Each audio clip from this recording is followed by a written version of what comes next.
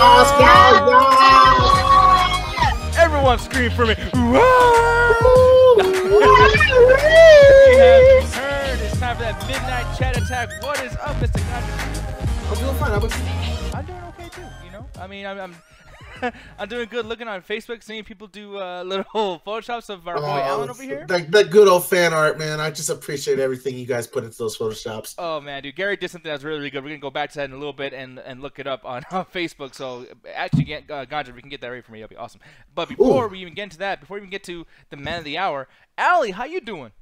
Hello, I am doing well. How are you? I'm doing good. How about you? Oh, you're doing good. I'm doing great. How are you? I'm doing great too. You guys are like 5 seconds away from doing an offensive Asian accent. I think I already did that. My bad. I mean, I wasn't trying to. But and then Alan. I do nothing. Hi, I'm here also. He's here also. Oh. So last night you guys probably saw. You know, I'm not gonna say all of us because we had some fun. Alan didn't even get mad at Rocket League. This was the show that Ganja lost his fucking mind. Yeah, never mind. He's still lost his mind. He didn't get it back. I'm still fucking pissed about it, and I'm mad that you brought it up because I was just zoned out looking at Facebook, and I just happened to look at the Midnight Chat Attack page and like, oh no, that's not where I'm going to. And he's like, yeah, Ganja to the fucking show, like, and it's just that fucking soundtrack from Kill Bill thing. Man, y'all don't know what fucking happened to me. One, XSplit that did an update, so it changed all the settings. I did not know how to fix it. It was trying to make me be specific on genders. It didn't work if I got specific on genders. Then I wanted me to do age restrictions. Then I got mad that I was doing age restrictions. So I just gave up and like we do a look record. Nick's gonna try on his side and record through Facebook. So how mad he is in that video. the whole time, Nick is recording on his end, and we're thinking, okay, we're gonna give you like this temporary shows, this like little bootleg thing. We're not getting all deep into it, and I'm gonna give you like the main recording with all of us and all the camera work.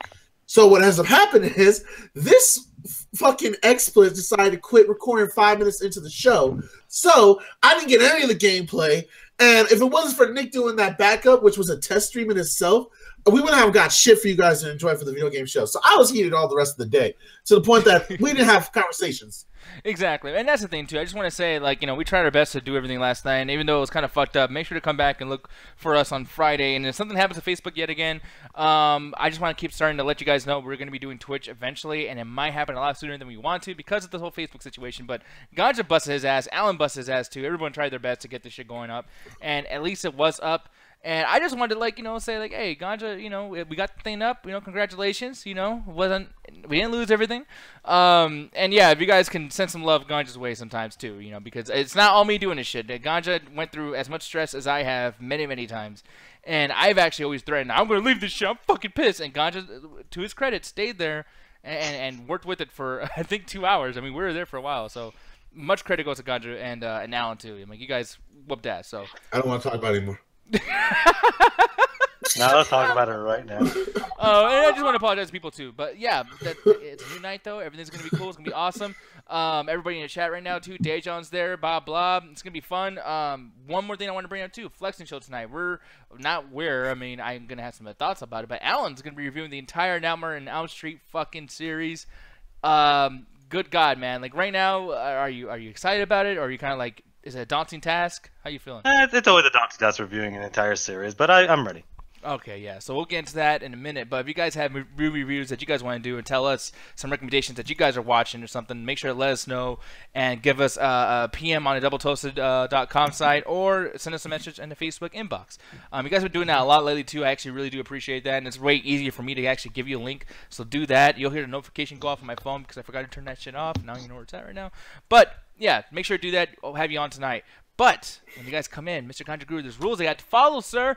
God damn it, sir. You son of a bitch. Make sure to pull it up because right now I'm looking at this. My screen froze because I have not yet to see the rules. So let me pull it up real quick on my end because I know I've been doing this a while, guys, but I was doing some other shit on my side trying to find out the way you can get that Facebook photo so everyone can have a good laugh when we start the show. So now that I have the rules up and he has the rules up because XSplit wanted to work on my end finally. Rule number 1, newcomers, join the call first, guys. We're all about those new fresh smelling faces or those people we haven't seen in a while. So make sure to hit us up in the PM and the DMs just like Nick said, either through Facebook or the Double Toasted Chat and we can get you on the show. Rule number 2, do not talk over each other. Motherfucker. Or just say random shit that's incoherent because it will ruin audio quality for later viewing pleasure. Some people want to hear us talk. Rule number 3, please no nudity. This is the point of the show, is to keep us on YouTube. So if you whip out the goodies on YouTube, we get kicked off because it's not the website for it. So help us keep being squeaky clean boys and girls and keep your genitalia inside your pants. Rule number 4, do not give anyone else the link. We have a planned show, believe it or not. That includes certain conversation piece or certain topics. So you got another link, you're gone, so it's a dumbass that clicked it. Rule number 5, read the rules, and Alley Girl. Don't be a dick. Don't be a dick, motherfucker. That was very angelic. Yeah, it was very angelic. I didn't say that was very Angelica from Rugrats. I was like, half of the same goddamn thing.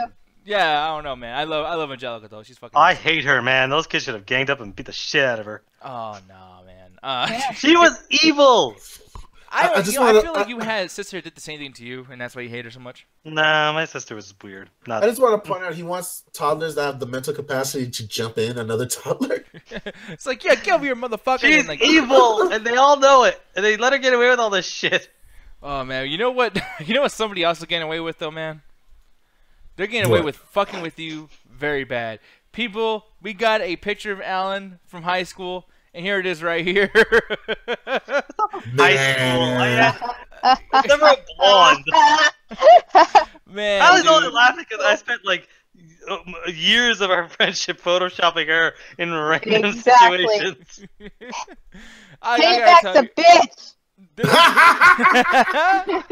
My photoshops of you are all flattering and hilarious. Wait, No. that's not flattering? No, they aren't. No. They were great. No, Alan. Golden locks. You literally took a picture of me while I was sleeping. No, that's not how that happened. Wait, That's not creepy that came out of my. You were awake. You were awake. He did take a photo of me asleep as well. I said, join the club. Exactly. He was awake too. Well, you both are weird. I don't know what the fuck's going on. But here's the thing, though. You look very, very handsome in this picture. I gotta say, you look like a young Seymour Hoffman. What's that dude from Mission Impossible 3? Seymour Hoffman?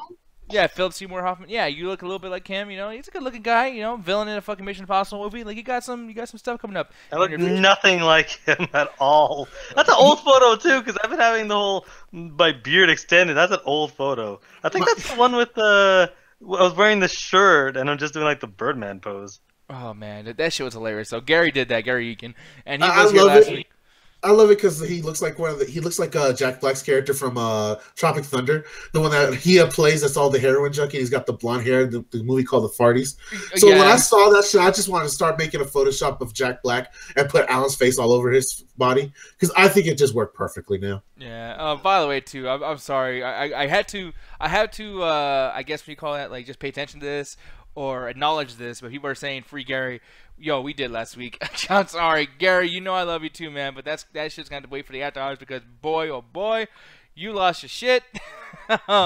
So you know, if Gary has any opinions on an amateur tonight and everything like that too, we'll you know, respond to you and things like that. But like as far as coming on here, dude, I don't want to mute you. It's rude on my end. But yeah, we can't bring Gary. Adrian's like, yeah, bring him in too. Like, nope, he ain't coming in. I'm sorry. Gary was freed and now he's caged again for another 3 years. So it is what it is. But here's the situation though, man. It's time to get on to these topics, and I gotta tell you. One thing's very, very odd to me. Apparently, Daredevil Season 3 is going to be coming out in 2019, according to a Netflix CEO. Gotta tell you, Alan, why are we not getting a trailer for this? Is it because it's so entirely bad, and maybe your boy Daredevil's going to fall? Yeah, that's how things work. Bad shit don't get trailers all the time. No, it's just there's a release date coming, and they're probably going to do 1 or 2 trailers. I'll say this. I'm sick of fucking every single thing ever getting like 30, 40 trailers before the fucking movie or show comes out. Give me 1 trailer and then have the show fucking drop. I don't give a shit as long as it's interesting or cool. It's like yeah. I'm excited for it. I mean, it could be good, it could be trash. If Luke Cage and Jessica Jones are any indication, that's like maybe Netflix kind of has their shit together. We'll see with Iron Fist. Iron Fist will indicate like okay, if Iron Fist is fine, like a good show, then it's like okay, this second slate of shows is gonna be really good. Yeah, and I'm gonna ask somebody I normally don't ask about this stuff, but Allie, you like Daredevil, right? Yes, I do. Okay, so do you like him enough to actually, cause I don't know if you watch all of Season 2 or even Punisher, but like, do you care enough to watch Season 3 when this comes out? I didn't even watch Season 1 of The Punisher. Wait! Oh, well no, I'm not, yeah, there's only But one you're talking about Daredevil? Yeah, sure, of course I'm gonna see the next season of Daredevil. That's the only one I'm really somewhat interested in nowadays. So Yeah. And that's the thing too. I'm hoping that Punisher's gonna be in there too. Apparently he's coming back from the fucking dead. This whole Daredevil thing because he died in Defenders. Born or some shit, yeah. Yeah, so I'm just kind of like, okay, so what's gonna happen with that? The more Elektra shit, I'm sick of this stuff, and I know Ganja doesn't watch these at all. But Daredevil is this, the poster boy for these fucking things. So I'm honestly, when it came to the Marvel films, I just didn't really watch the hardcore ones in terms of Luke Cage. I watched Luke Cage. I didn't watch Iron Fist and Jessica Jones. I did check out a little bit of Daredevil season 1, but I just fucking skimmed through it fast. And then honestly, I just got bored when it came to a lot of his Matt Murdock stuff and Daredevil stuff. That I just skipped it all for the John Bernthal Punisher scenes. All right, sorry about that. I know I'm gonna be leaving it on your face, but I just dropped my controller around my fucking foot, and it. Why do you have your controller in your hand? Because here's the thing. You know what sucks? No, I'm gonna go on a fucking rant. It's Xbox controllers, Xbox One controllers. They're fucking wireless, and it's supposed to be hooking up on your shit like wirelessly, right? Well, all I did was charge it once and plugged it into my fucking USB, and now it won't undo. Every time I unplug it, I can't fucking play it. So I have it plugged the entire time, and all I did was move my foot, and it landed on my fucking foot. And it hurts. All of this seems like a you problem, my friend. Yeah, it is. No, it's Xbox's fault. You guys distract me with your fucking cords, motherfuckers. Anyways, sorry about that. Daredevil. Man, I am looking forward to Season 3 in a sense of just like, I hope that Punisher shows up at some point, but the Elektra storyline with Daredevil is fucking terrible. I'm not going to spoil too much because I already said a couple things that might be spoilers, but there is a side character that was with Trevor, or what's his name? Murdoch? What's his name? Matt Murdock. Just call him Daredevil. Why are you going with Trevor Murdoch because he's a wrestler and I'm fucking stupid. But Matt Murdock, you know, there was this one old guy who was always with them, and like he's probably not going to be involved in 3 for reasons. So it's like, yeah, that fucking sucks because that was the only character that was interesting. And Foggy was interesting. I don't know if they're going to do a whole lot about Foggy. But yeah, man, hopefully this comes out well when it comes out. When do you think there might be a trailer drop, Mr. Allen? Shake his hand. At this point, it's just surprising that it's going to come out this soon without any word. But at this, I don't know, a couple months. Yeah, Chris Brown is saying, bring more Elektra. Yeah, fuck that shit. No, like she was built like I liked her in 2, but they built her up so much. I don't know, I'm gonna ignore his ass. They built her up so much in Defenders, and it has no payoff. So it's like, at this point, just drop her. Yeah, just drop her right in her fucking head, Alan. Just drop her right down. No, I like your controller. Yeah. Oh, you fucking bitch. That was good. Thank you, asshole. I just want to know if when the trailer does come out, is it going to have any similarities we know with Jurassic Park Lost World? Oh, you fucking bitch. You son of a bitch. You know what, though? It'll be the same trailer. There'll be a silhouette of Daredevil in the background. Yo, that would be badass. It's like a blowing up city line of New York City. He's just riding a T-Rex and shit. You know what, though? You say that, but then, like, people keep saying Fast and Furious needs to be with Jurassic World and fight the dinosaurs, and Transformers has a dinosaur that Optimus rides. Yes, I'm sorry, Ganja, but Jurassic World Fallen Kingdom and Jurassic World in general have a lot to do with a lot of shit. Ready Player One has a T-Rex in it. Like, explain to me why they keep fucking taking from Jurassic Park. Alan, see, what you don't realize is Jurassic Park Lost World is also connected to the JFK assassinations in some way. He got murdered by Tyrannosaurus. That's who killed him. It was Velociraptors in the grassy knolls. No. That's too far. Yeah, exactly. You tell him no. Really? That's too far. That was out the limit. It's way too far. God damn it. And moving on. Christ. This is another story that pretty much I wasn't give a fuck about, but for me, I kind of do. They were gonna bring this up on the gaming show last night before. Man, I was about to call you out. I'm like, did you just say fuck it? We didn't use this on the fucking gaming show. He jacked our topic like a motherfucker. Y'all didn't do it. That's not how I did it. I'm about to get my ass whooped. I'll fucking choke you, man. Why do you think we didn't use it, you fucker? That was great. God's face was like a fucking dad. I was like, boy, you about to get your ass whooped. You ain't using it? Fuck you. No, man, but no, this whole thing is Fortnite. Yo, Chris Brown just nailed the JFK Jurassic Park. Oh my god! It's all connected, man. It's like the new Illuminati. They lost Ganja. Yeah, Ganja has gone. Then Chad finally attacked Ganja, and he's fucking down for the count, dude.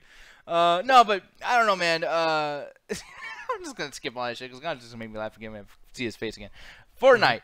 ditches Android's Play Store to sell directly to players. Now, for me, I thought that this was a situation where Fortnite was because why would they be part of Google Play Store or whatever? I think they're doing something mobile. Am I wrong for saying that? No. Fortnite's been mobile. It's just it was only on iOS for some fucking reason. But I don't know why though. Like, hey, let's go here to the phones only have a third of the market share as opposed to the 2/3 with Android. But basically, what it is they went with iOS first, and then they're going to bring it to Android. And normally, anything that comes on Android goes onto the the Google Play Store. But similar to Steam, Google Play, it's like, yeah, any purchase is 30% off. So it's like, even though it's a free game, there are a lot of in-game purchases for various fucking things, and Google gets a cutback from that. And Epic Games like, nah, we ain't dealing with that shit. So basically what it is instead of going onto the marketplace, it's going to go onto their own personal website where you download it there, which a lot of places do that. That's not a rare thing. Yeah. And I know it's not a rare thing, but it's kind of funny. Like, I'm surprised it's not even less rare. I feel like, these games should be releasing, direct to consumer for a lot of things. Like Steam has a lot of shit where even like Call of Duty is mixed up with them too. And I'm surprised, like, why doesn't Call of Duty have their own like, subscription based, whatever, not subscription based, but like their own like operating system for their stuff, like Battle.net and Uplay and things like that. Yeah. That's the thing. You want the easy question? Activision doesn't give a shit about the PC release. They'll just make it work and put it on there. So they'll just throw it on Steam. Let Steam deal with that shit. Because Activision Blizzard, they already have 2 games on Battle.net, which is Overwatch and Destiny. But Call of Duty, it's like Call of Duty's like 90% of the player base is on console. Almost nobody plays it. I think like one point with Black Ops 3 when it was still popular, the peak. Did this mic turn off for you too or no? No, it was fine on my end. It must have been okay. Yeah, my end again. I'm sorry about that. My shit. Yeah. Hopefully people can hear it mute on my end too. But anyways, as far as because I know you're trying to say, like, the Black Ops server, people didn't play the shit a lot on PC. And at all, like honestly. Too. Yeah, and it sucks, but at the same time, I'm like, well, they're not the only ones. Like, I mean, maybe EA with the football games or something. Just somebody. EA does have its own separate storefront. Yeah, or I guess I meant to say, like, just the football games itself. Like, I mean, I know, like, they use that particular thing, but just going through another service or another server is, I don't know, for me, it's just kind of odd. I feel like a lot of people should be doing that. But another thing I was wondering, too, is, like, does Steam take a huge-ass percentage out of stuff? Like, I know Ganja knows this shit a lot, too. Do you know if they take a big percentage out of these sales and everything? I know they take somewhat of a percentage out when it comes to the sales. I don't know how it works out because they numbers are different for each company, and it always depends on what the game's pricing is. So depending on what it goes on Google Play, it's probably maybe like maybe 20 pennies, maybe even like maybe at the most 50 cents. So it comes into what kind of deal they got going on, and some companies don't even release that. So it's one of those things that a lot of these companies, they want to either sell these games directly so they can charge you the maximum price for they think is valid for their commodity, whereas a lot of these markets like Steam and stuff, they try to keep it a standard price so it doesn't get too much of a fluctuation. That's why most games, either the price range from $30 to $60 USD. I don't know, Canada likes to screw you like a motherfucker, Alan. Yeah. But for the American standard pay, they try to keep it under at least $60, and that's usually what a storefront video game price used to cost before all the extra stuff that you would get for DLC packages or bundles or even a collector's edition. So it's one of those things I'm trying to keep a set market price. But if them going into their own app, it's one thing that's confusing because I know Android can do it, but for iTunes, are they going to have to go through the iTunes store? That's what I'm wondering too. Probably not, honestly. It's been on but that's the thing. Like, unless you jailbreak, and Ali could take to this. Unless you jailbreak your Apple products, you can't really allow third-party apps on it. True. Yeah, it's really confusing in how they're going to be doing all this stuff because now I think Fortnite's starting to realize we're a big thing, and it's like we don't have to do whatever Apple or Google Play wants us to do. We are big enough to where people will follow us without the support. Yeah, we don't need any restrictions on our practices. We can do whatever the fuck we want because it's our own proprietary website. Yeah, and exactly. The big question to link to that is Christopher Bound in the chat. He's saying, how is this game Fortnite taking over the fucking world? And like, I really do not know how, dude. Like, I mean, the freeness of it. Every couple of years, a game just comes and sets the world on fire. Guys, this is one of those things. I hate to say it, we're getting old. Yeah, all of us here in this car right now, including you, Allie. Right now, you're aging closer to be like one of those old hacks. You think that Fortnite? If you think that Fortnite is any different to Halo, you're crazy. That's what I'm saying because everyone's trying to treat it like a new phenomenon. Like, oh, where did this come from? How did this game take over? Do you not remember spending all your summertime playing fucking Halo and shit? Like, it was. That's before that. Or yeah, or exactly. Like that's exactly how it happened with this generation. The same ass appeal, being able to hang out with your friends. Because my little brother plays, I gotta get it right now to play with him a little bit because that's his big game. And if I want a chance to hang out with him because he lives a couple states ahead. No, Dijon nailed it. Drake played it. Phenomenon. That too, no, as well. no, A little bit of advertisement helps a long way, but a lot of kids like my brother's age, around like below the age of 10, they're big, huge fans of the game, and it's actually really easy to pick up. And it gives you like sense of creation because you get to build these forts and whatnot real quickly as you do a battle royale mode. So it kind of triggers all those little things that you like as a kid. And I remember enjoying that shit from the Forge mode and Halo, and that was something me and my friends used to play with all fucking summer long. So it's just getting that little niche audience, and it's just a right amount of popularity and the right amount of cartoonists that attracted the right amount of audience, and it's one of those big things for this generation. And it's so weird that it got big enough because like there's big things happen all the time, but it's weird that it got big enough that other companies are like, yo, let's jump on that shit. Because PUBG happened maybe like 3 months before that, and that set the world on fire there first. And then Fortnite said, well, let's take that, make it more cartoony, make it free. Oh, people like it more because it's an alternative on everywhere else as opposed to PUBG is only on PC only. It was only recently that they went on consoles. Yeah. But Fortnite went everywhere quick, so it's like, hey, you want to play PUBG, not pay anything, but then play it anywhere and play it on console with your friends where most people play multiplayer stuff? Like, that scared everybody in the video game industry because how many games this year are coming out of the Battle Royale mode? Yeah, exactly. Chris Brown is great. He said Fortnite needs to get off my lawn. No shit, though. It does. I'm fucking sick of goddamn Fortnite. I'm just hearing it, but I don't give a fuck about the game. Cedric, man, I watch your Bib Blob show, man. You ain't young. You're older than me, bro. Calm down. Man, y'all sit there like, oh, I'm so old. So fucking what? Embrace it. The only one here that I don't want to go back to high school. The only one that can claim youth here is Allie. That's true. But like, what is a property, games or movies, Allie, that's made you feel at least a little bit of age? Where you're like, you know what? If I was younger, I'd probably like this, but now, It's a good question. Yeah. Like for movies, or for like you said games or anything. Yeah, any property. Oh gosh. What would I feel like I would like if I was younger? The first one for me was Lord of the Rings, just to put that out there. Lord of the Rings, really? when they came out, and I was like, okay, like I'm not like old or anything, but like I'm at a point where everyone's like, dragons, oh my god, and then Harry Potter too with the witches and the and dragons are overrated. That shit. I was like, okay, you know what? I passed nerdom, or I just got too fucking old. But this shit is just not working for me at all. But yeah, I'll put it back to Allie though. Like, yeah, like what is something that made you feel the same way? Oh my god. Is it just like Star Wars has become that for me now? Oh. Yeah. I feel bad. I really do. It could still win me back, but for the most part, I think I've outgrown it. Man, watching that new trailer comes out though, she's gonna freak out like, oh my god, that shit looks so fucking badass. No, I'm not really all that. I'm not excited anymore for any Star Wars properties. And, funny enough, I'm more excited about the Clone Wars coming back. Well, that's still Star Wars. No, that's some bullshit. But because it's with Disney, I'm not at the same time. Mm-hmm. Like, I really wanted to continue, but I really wanted it to continue under Cartoon Network because they know what they're doing. No, they don't. Okay, well, you know what? They made a good freaking show.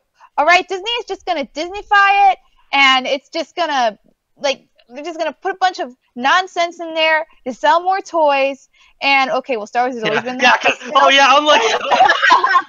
I don't know. It's it's like a Disney, magical dusk that just goes over stuff that just makes it not as cool anymore. It's like that pixie dust from Peter Pan. It's the opposite of cocaine.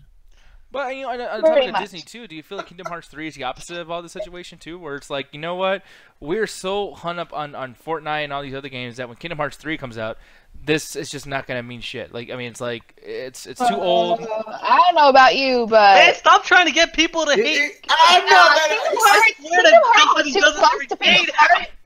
Like, yo, seriously, my manager at Bose, the girl is like close to my age, probably. I think she's probably definitely older than me. She still loves Kingdom Hearts. Like, you wouldn't think that she would be into that stuff. But y'all old though. She is so excited about Kingdom Hearts, and she's like a grown-ass woman.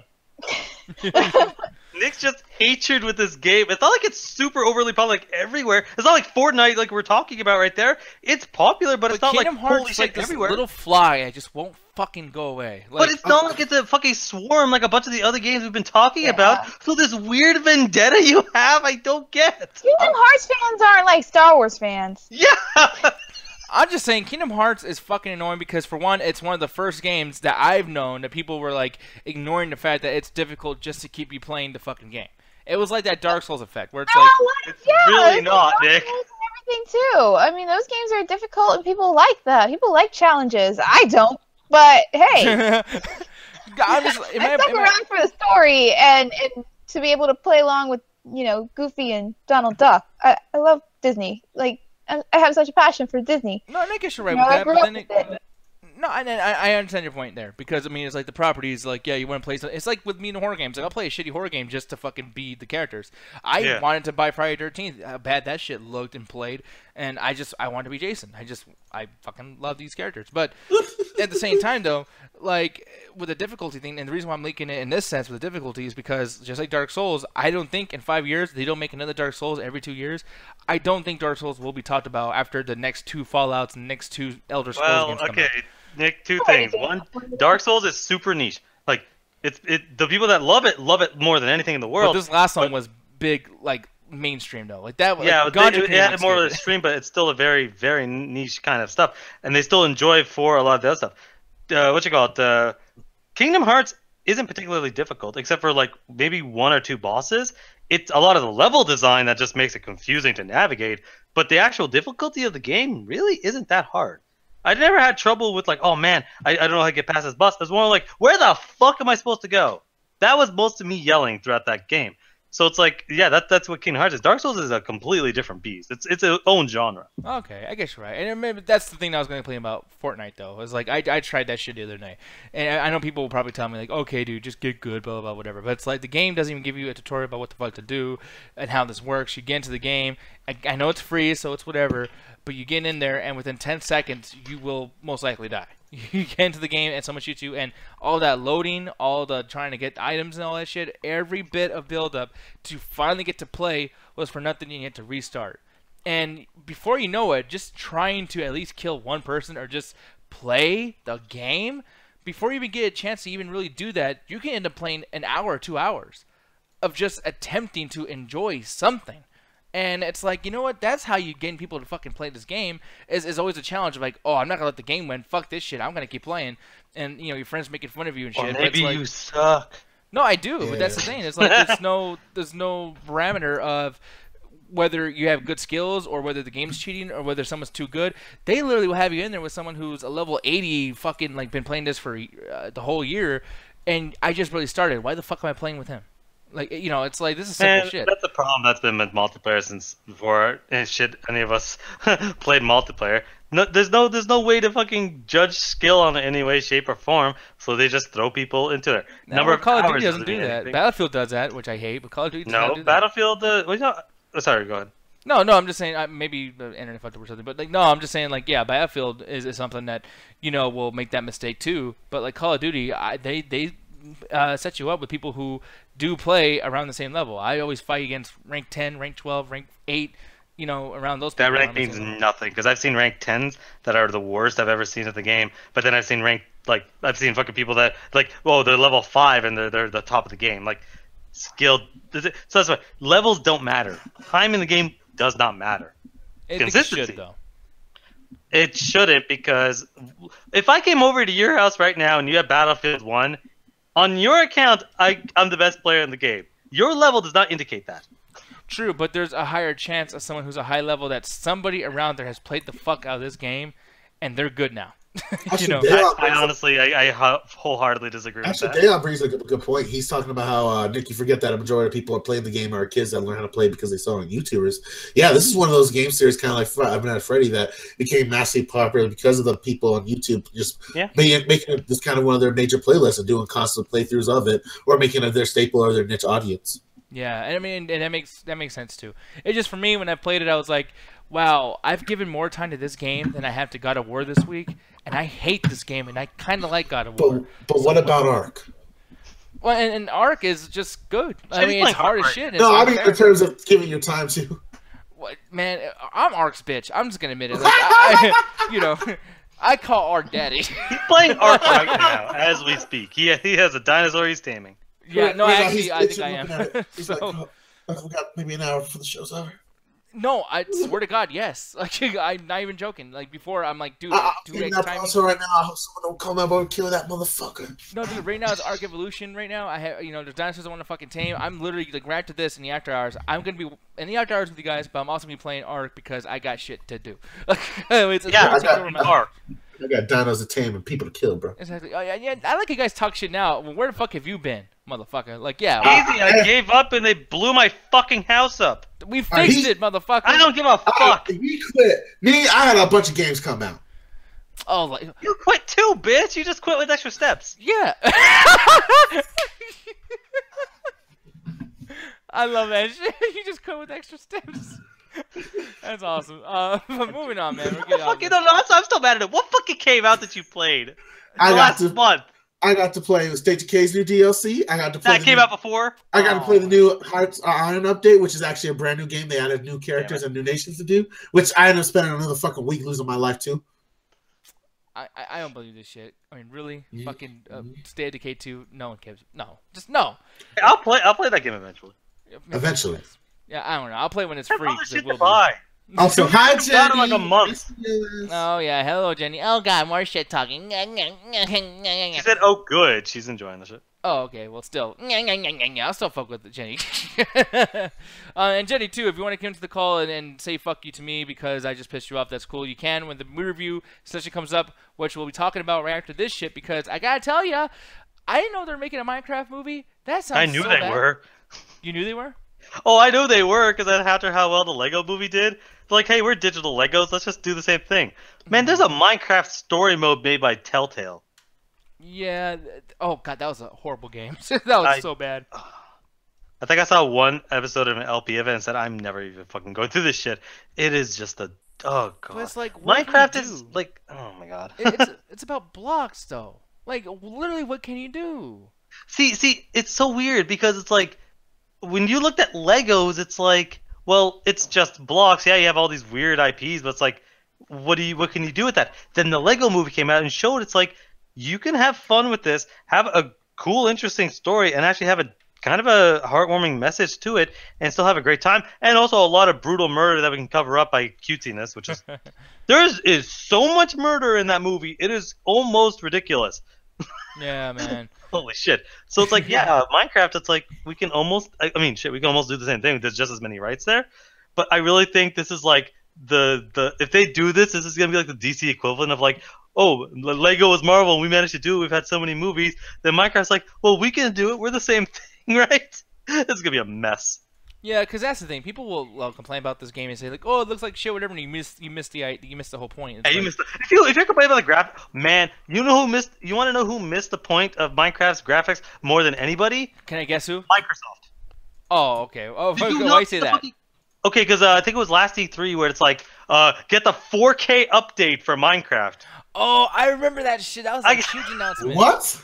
Yeah. I am not kidding. The 4K update. I laughed my ass off. I turned to my friend. I'm like, yeah, get this 4K update for these 8-bit textures. What?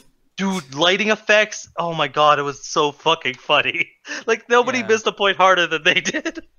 Yeah, and I thought you were going to name Jet, because Jet hates fucking Minecraft. And that's the thing that lots wrong of people about everything. Jet hates everything. Oh, no, you can't say that. Jay hates anything that doesn't have require something from fucking anime or involves non-binary love.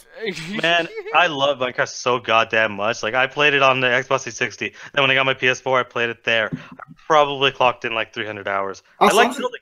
Also, I'm gonna continue fucking with Jay. When have we ever expect her opinion to be valid on the show? Wait, many a time. What are you talking about? Never. Like, what are you talking about? I'm sorry, Alan brought up fucking the good choreography of Jason punching out fucking dude's head off his body, so I don't hear shit. Yeah, there was good choreographing. Go remember the guy that likes Jason X. Oh yeah, go You and throw like his fist. Jason X, you fucking No, hey, Ganja, go and throw his fist. I'll come for you too, motherfucker, because guess what? Who said the rape was portrayed nicely in L? Yeah, bitch, I got both of them on lock. You are the worst. You think Jason X is a good movie? It is. You are so wrong right now. You are subjectively wrong. Yes. Jason X, is that a good movie for Jason fans? No. I knew she was gonna have my back because she has a brain unlike you. You guys have the same fucking name. Jason X is trash. No, it's not. Nobody will Yes, agree with it you. is. It's a fucking robot Jason. What's wrong with it? Stupid. A lot. from how stupid it looks. I'm just gonna say this. When a franchise finally goes to space, that's when you know it's stupid. I'm just gonna say this rape of Nick opinions is also being portrayed very nicely. Like, you motherfucker. And you know who started that whole thing? If you go to space, it ruins your franchise. Jason. No, Leprechaun. Lost in Space, Leprechaun 4. Seriously? Both. Well, no. When did Leprechaun come out relative to this fucking series? Yeah, I'm just saying, Jason X was not that bad. But here's the thing, you know what's Jason not X going to be Yes, as it bad as was. Jason X, in your opinion, Alan, but maybe not in others, is fucking Minecraft. And I gotta tell you, like, missing the fucking point, By the way, I was right. But continue. What? No, nothing. I was wrong. Shut up! No, it's like, the point is like, the reason why Minecraft is good is never ever because of it looking nice or whatever the fuck else people think, or story, because it doesn't have any of it. The game is so comfortable in telling you, listen, we can be as shitty as humanly possible in every aspect there is, but our gameplay, find one better, motherfucker. You cannot. Try me. Yeah. And Art couldn't do it. Rebuild it. That's what's good about it. Yeah. It just lets you. It throws you in there and says build shit. But then again, that also turns off a lot of people if they don't want to build. Me, I could build all fucking day long. I mean, I've said I tried to do an entire recreation of one of my of a temple in Legend of Zelda. Spent hours on it, and it's like, yeah, it's a lot of fun doing that kind of shit. I'm fucking in the chat too. I'm just saying it was funny seeing Ganja rage out yesterday. I prayed for something bad to happen to Ganja, and it did. It was a good day.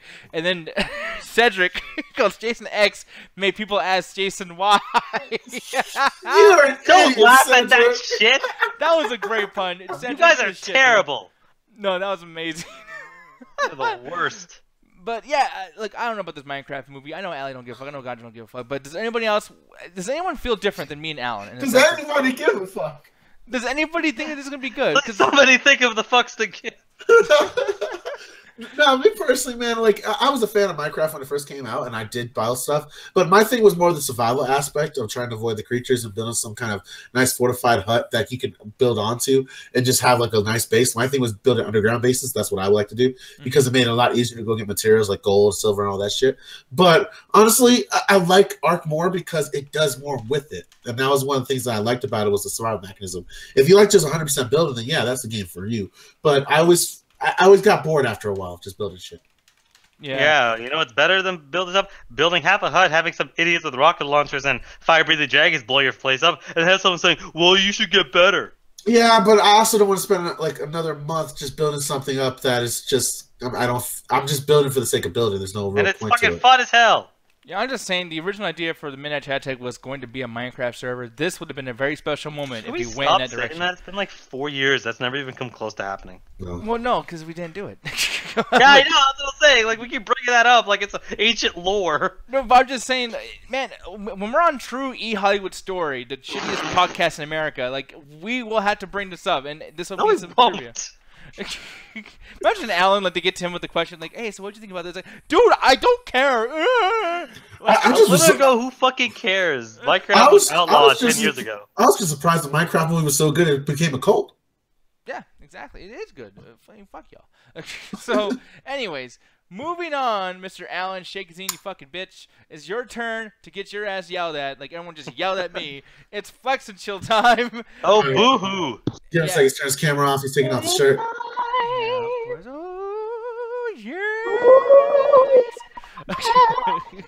Man, What? I am so hyped to talk about this. Oh my goodness gracious. But before we do so, just out of curiosity, if anybody else wants to come into the call, let me know. Gary, not you, you fucking psycho. But we will be looking at your comments at the end of it. Yeah, fucking guys. But you guys, Ganja and Allie, just so you guys are not here, just like waiting for us to get done talking for hours. Whatever. Anything you guys watch for Flex and Chill?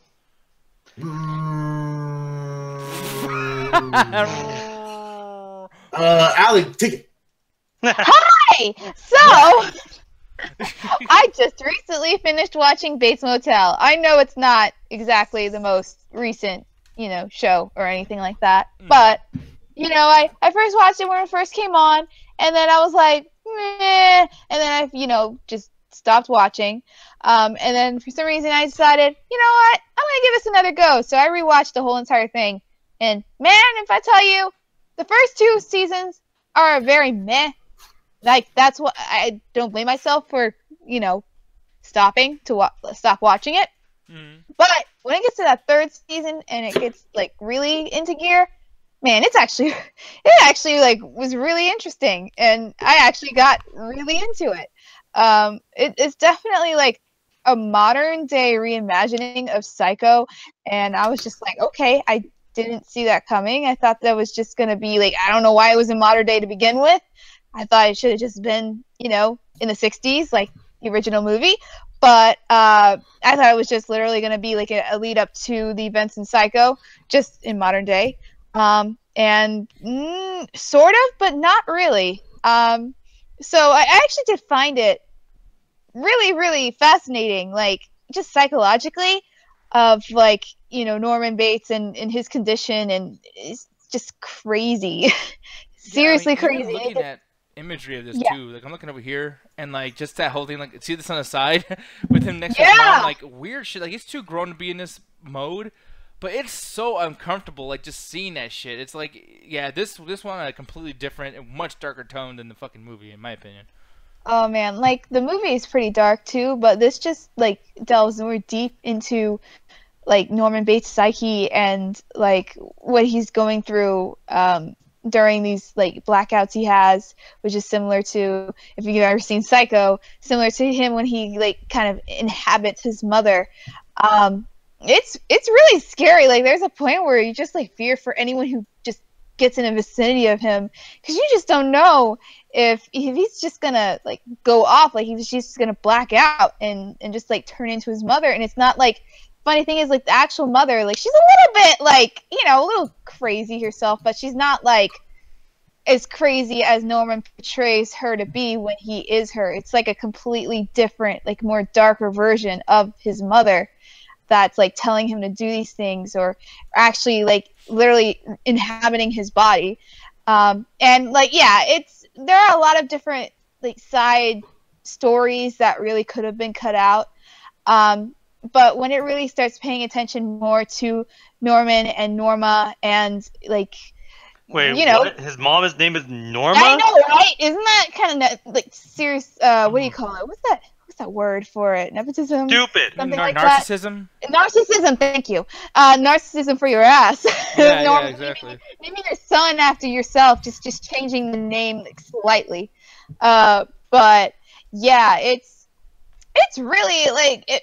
If you can get past like the first 2 seasons, maybe the first 2.5 seasons, then it's Watch actually half the series before you like it. Yeah. No, it's not half. It's like more like 1/3. 1/4. It was 1/8 or something, then I get it, but 1/3. 16th and a half. Like just the 2 out of 5. Like the rest of the show is good, and really like what? Basically, I hate to say it, but when Norman starts killing people, that's when it starts getting good. So until then, it's a romantic comedy. Yeah, well, you know what? Y'all like Riverdale anyway, so no, we don't. It's like way too much. Bates Motel is more competent, a lot more competent. That's a low bar, Allie. Yeah, that is kind of a low bar. More competent Riverdale. Well, man. Next thing you say something crazy like that's better acting and writing.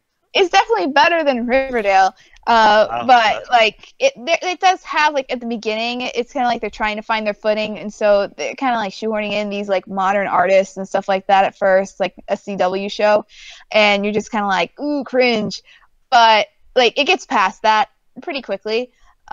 So every once in a while, like there'll be like a indie artist that comes on, and you're like, why is this in here? But it's very few. Far in between. So yeah, if you want to see kind of like on a television show that's based on a movie, like horror, and you don't mind it being a little bit different, then this is definitely actually a good one to watch. Freddie Highmore is actually extremely good in it, and so is Vera Farmiga. It's kind of eerie in a way how he's able to kind of emulate Vera Farmiga, the way she portrays Norman's mother, like when he does actually like inhabit her. So it's like, it's definitely a solid show if most of the seasons. So yeah, what would you get out of a 5? Out of 5, I would give it probably like 3 stars. Okay. I know it's like right in between. I would say a little bit better than half. Not I wouldn't say it's like absolutely incredible, like Game of Thrones quality or anything like that. But it's definitely like I think it's pretty entertaining. So. Yeah, so one of these days, like I said, I'm gonna try to give that show a shot. But before I even do that, for me, it's Exorcist. I gotta watch that fucking show soon. And obviously The Strain, things like that. Alan got me really, really into the idea of going back to watching The Strain because Alan watched it and fucking. Yeah, it's great. Oh yeah, I've been interested in watching that show. Yeah, maybe we can all watch it together and review it Yeah! over the next few weeks or something. I know Alan or Ganja is ahead of us on My Hero Academia. At some point, we're gonna be watching that. So lots of shows and show reviews coming up soon. And hopefully, with our TV show review show, we can actually know how to end the show, unlike Double Toasted. But sorry, DJ Miles, we love you. Anyways, you, Alan, Sheikh Zine. I don't know how I'm about to feel about your review right now, man. I'm gonna be honest. Me and you disagree with a few things. Can I give a guess? What's up? That's gonna be a mixture of anger as usual, and then some disappointment. A little bit, and like sadness sprinkled in there somewhere. But at the same time, I have a feeling that this was, in your opinion, better than Jason. I've watched 30 horror movies in the last 3 months. My life is surrounded by horror now. I can transcend horror movies and see everything that's about to happen. So you know what it feels like now, bitch! Oh, no, it proves even more Gracie's a crazy motherfucker that we should lock up. Yeah. But right off the bat, because I did this to Jason, right off the bat, this is so far way better than Jason, but that's a low fucking bar. Honestly, at this point, it's probably my favorite one just because of its consistency. Like, the entire series from the first one to the remake, there's a consistent tone and a consistent idea for the character. Yeah, they do a lot of kind of stuff BS, but nothing ever feels outside of the realm of possibility for this character. And I think that's probably what got me into it. And what got me even through the front door was the idea of fucking with people's dreams. Because I love the movie Inception. It's one of my favorite movies. Gotcha, shut up. And what I liked about it is once you're in the dream world, you basically you basically just do whatever you want. But I also like that this is a horror movie, so it's like whatever you want to do, it's killing you, and I kind of like that. So just to start off with the original, and this is like probably right around the renaissance of horror when all these villains came up. Right off the bat, it was weird. It was weirdly just kind of watching him chase the first girl, and it was actually kind of terrifying. It was kind of scary because it's like they never really show him. He's always kind of running, or it's always in the background. Tina, and he always has this weird it's uncomfortable look to him every time you see him with the claw and stuff. And I'm already went. I'm like halfway through this movie going, I'm really, really enjoying it because they're building the characters, they're focusing on the characters, and they're giving you enough explanation as the movie goes on of what's going on. It's like, hey, there's this guy from the past. He's fucking killing us for some fucking reason. The parents know more than they should. And then when they actually start explaining what's going on, I'm starting to get more into it. And the way the kills go, the first kill that they do, I was like, holy shit, that was amazing. It was like the weirdest fucking thing I've ever seen where the woman just gets thrown all over the wall and stuff. And the first thing I noticed, I'm like, this isn't doing the normal horror movie tropes. Because from all the Jason movies I watched, as soon as someone gets a name, they tend to survive. But this girl gets a name within the first few seconds, and it's like, wait, no, she gets killed off. So I'm like, wow, they built her up for like 20 minutes. I figured she was going to be the last surviving girl. But then it gets moved on to another person, Nancy Thompson. And as soon as it starts explaining more to her, I'm immediately sold on this character. She's surviving. She's smart. She's actually trying to figure out what's going on.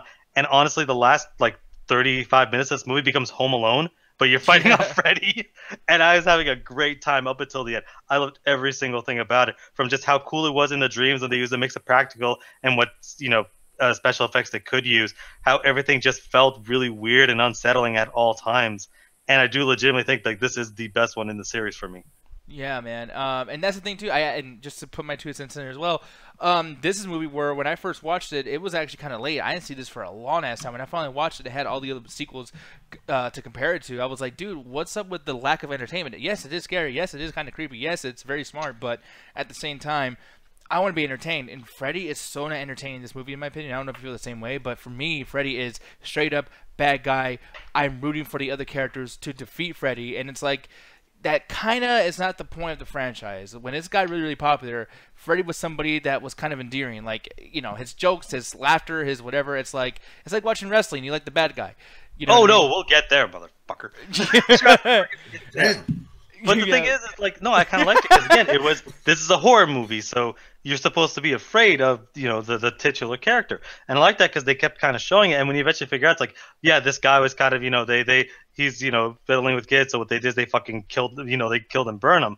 So it's like almost to a certain degree, it's like, okay, he's coming back for revenge. And instead of going after the people that killed him, like any typical revenge, he goes after the kids. So it makes it, really interesting and really cool. And that to me, it's like everything about it. I got every single thing I needed over the course of an hour and a half. And it felt good. It all made sense. There was not a single thing except for the ending, which is really weird and doesn't really ever get. It's just kind of a weird twist ending. Every single thing in the movie to me made sense within the rules that they established, and to me it was one of the most unique. Like I understand why this movie became so popular so quick. It's the most unique one because Halloween and Jason are the same franchise as far as I'm concerned, except for one is better quality than the other. But this one is completely different. It's doing the whole thing of like this one random thing is killing off a bunch of kids, but it's definitely the most unique. Yeah, man. And over here, Max is saying the first one is still the best one, and I'm pretty sure you feel the exact same way, man. 100%. I like. There are others that I do like, and I guess we'll just move this on to the second one.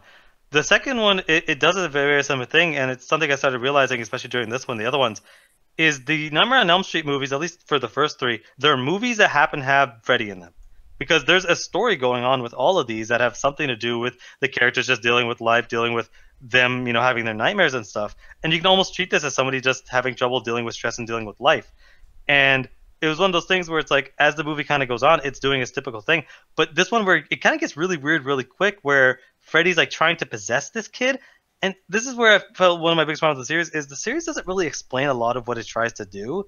It's like there are little things that explains that Freddy gets powered by fear, so the more people are afraid of him, the more power he gets. But it doesn't explain how or why he's able to possess this boy, and that's what basically was going on. A lot of the killings that's going on through this movie is because the main character is being possessed by Freddy, but they never explain why or how he has that ability. And so I kind of just forget. I'm like, whatever, let me just enjoy the movie. And the movie does do a lot of the similar stuff. It builds up the characters so you get at least an idea of what they are. It goes through and does some really fun stuff when it starts to kind of actually have them fight off Freddy. I like the mix of the dream world and the real world where it's like you almost don't know what's going on until shit starts going on. So it does keep it consistent. But I feel like this doesn't really tie back to why he was doing a lot of the shit in the first one with the whole family members. Instead of every single person in the city was orchestrated, involved in his killing or some shit. But besides that, it was still really creative and really interesting, and I really liked what they did with a lot of their kills. It's just, to me, I felt like this was like, yeah, you guys are not really making a lot of sense with this one.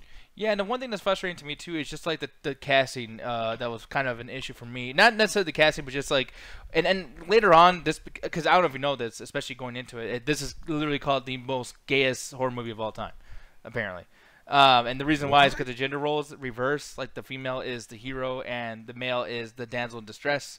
There's a lot of... Say what? How does that make it gay? There's a lot of other things too. The gay bar scene that's just random. I forgot about that. And in frame, every time you see, God, I forgot his fucking name, but well, Jesse. I'm Jesse now. The whole fucking name. I should remember that. But Jesse, every time he's in frame with like a board game or some kind of thing, is always some gay shit in the room. Like either he's dancing to a song, holding the thing to his penis, or there's a game, the probe game in the same frame as him. Like the director literally.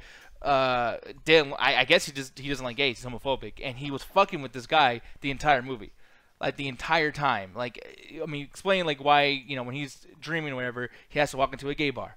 With Robert Shea, the producer, being one of the guys who gives him a beer, and then him and the coach. That was a weird homoerotic thing with the coach. I don't really. I guess if you want to look really deeply into it, but I didn't really notice anything. The rest of the series was Freddy got fingered. You stupid ass. Shit, if it kept going, that would have happened. Jesus Christ. Yeah, and even like well, like that's the thing too, is like they even try to do this little thing too, where it's like the character Jesse is almost like self-hating in a sense too. Like if you notice, like he's his dad doesn't really like him. He's going through all this stuff. You can tell there's problems there before he even moved into this house. Yeah, and that's what I like about the series as far as the first two entries is I got a sense of the characters as much as just basically saying he's the gayest person ever. I was like whatever. I didn't really even notice that. But to me, it's like that to me is what I'd prefer over the Jason franchise. So the Jason franchise, even from the start, they're just meatbags. Where with two movies right now, we get a sense of the characters. Nancy's this kind of like drawn, like kind of keeps to herself, but she's really smart and she's able to kind of figure stuff out really, really quickly. And she's really independent. The second guy, it's like he's just trying to figure out where the fuck he fits in the world because he's not like he's on like a football or baseball team, but he doesn't really fit in there. His dad doesn't fucking like him. He doesn't know how to unpack because he doesn't know what to do with his life. So when this Freddy starts stuff happening, it starts freaking him out because he's now feeling more isolated than he was before. I get a sense of the characters, and that's why even though I don't enjoy 2 as much as 1, I still watched it and enjoyed it, especially when Freddy comes into the real world and just starts having his like it's like Doctor Strange if Doctor Strange is the villain for the climax of this movie, and I had a great time with that shit. Just watching him just wave his hand and do all sorts of weird magic shit. I'm like, this is fucking cool. I'm loving this like a lot right now. And then to go to this point too is like one thing I really enjoy is, and this is something that isn't explained. And you're right when you say that. When you say this franchise does not explain what this guy can do, and how to avoid all the crazy shit that Freddy can do in the real world as opposed to the dream world, is he's using his body as an avatar, and because of that, it's linking the dream world to reality, and that's why he can come out and start doing what you say to Doctor Strange. Sure, but how and why? Scientifically, that cannot be explained, but you just had to accept that, like, okay, you know what? It's linked because Jesse's still asleep in this world, but yet he brought Freddy in. And it's like, if he's, like, imagine, like, how Nancy woke up and she brought Freddy in? Well, that rule still exists, but what if Nancy was still asleep when she brought in Freddy? Then what would happen? But the thing is again, in other movies, people literally have that ability. The problem is the movie never explains that. The movie just rolls with it. To me, you said, oh, it's not scientific. I said, no, that's not my problem. That's not my problem because this world, like, for what it does, is really, really cool and interesting. And a lot of it's, like, even with science, like, they nail a lot of the stuff. Like, in a dream world, anything can fucking happen. And there are situations where people go into shock in their dreams and have serious medical effects. That's a thing that happened. A buddy of mine got whiplash because he had a car accident in his dream. Like, shit like that does happen. So that's probably where they got the inspiration from. But the movie just basically has it where he starts possessing him. And it's like, it never gets explained that he has this ability prior. So it's just kind of like, well, I guess I have this power now. I never used it for some reason. Yeah. And, I mean, I don't know. Those things are not explained either. And maybe later on they kind of do, and we'll probably go back to this, maybe. A little bit. Because a big part of this movie and the first one, believe it or not, people, is actually held and taken care of storyline-wise in Freddy vs. Jason. Where it's like, okay, what the fuck? So we might even talk about that next week. But yeah, so I mean, the second movie obviously didn't like as much as the first, but now I'm really curious because everyone seems to love Dream Warriors, man. Like that's everyone's favorite. And Dream Warriors is really interesting, and I had a great time with it. I had a great time with it. I loved every second of it. It's just, I guess for me, okay. So basically, the whole point of Dream Warriors is. This is the third one in. It's been a couple years, and there's a bunch of these kids that for some reason are dreaming of Freddy, and that's basically how the basic premise of this goes. And they bring back Nancy from the first one and try their best to age her up, even though she, oh my god, it's the funniest thing in the world. She's supposed to be like this older woman now, maybe like, because it's been like, what, 10 years or so since the first one. They're trying to make it like this old woman in like her 30, 35. But she literally looks like she just wore her mom's like coat. She doesn't look like it fits there. So I'm kind of laughing. I'm like, man, you're not 35. You're 20. Like, stop acting that old. Yeah. But when they bring it in, I was like, okay, I'm kind of liking this. They're basically kind of showing it's like, okay, no, we can fight him. You guys can control your dreams. I've done this before, and to me, it feels like the conclusion to a trilogy, and I really enjoyed it. My only problem with is I felt that they didn't do enough with it because they were so focused on making Freddy the coolest. They didn't really do a lot with the Dream Warrior concept. And that's why I think I'm honestly less that I hate this movie and more I'm disappointed. So this is the disappointment movie. Because like I thought that it would be some crazy bullshit where a bunch of kids go in and they're just all gang up on Freddy using all sorts of cool shit to take him out. It's not really that. It's like a bunch of kids go in to try to, help their friend. Basically, the climax of this movie like turns into Saving Private Ryan. Except all the kids have superpowers. But yeah, basically what happens is there is a girl like so as we explained with a lot of these other series, a lot of these kids dream of Freddy, and that's how they all kind of get connected. But with this, we're going more into it, and it becomes, again, like less of a horror movie, more of a fight movie or a build-up movie. So when they start going into the dream world, they start kind of practicing, start getting used to their abilities, but they end up losing some of their friends, so they kind of go and get in. And with Nancy being there, she's like, I've dealt with this shit before. She becomes the kind of like head force of like, I know how to deal with this shit, I know what to do. And this other girl has the ability to bring other people's into the dreams, so that's where you get all this cool shit happening. I'm loving every single concept. My problem is, as soon as they get into the world, they all get separated, and it becomes a horror movie. I'm like, no, I wanted an action movie. Yeah. And that kind of disappointed me. Like, I still had a great time with it, but it's like, it's just, I don't know. it's a little annoying with that concept.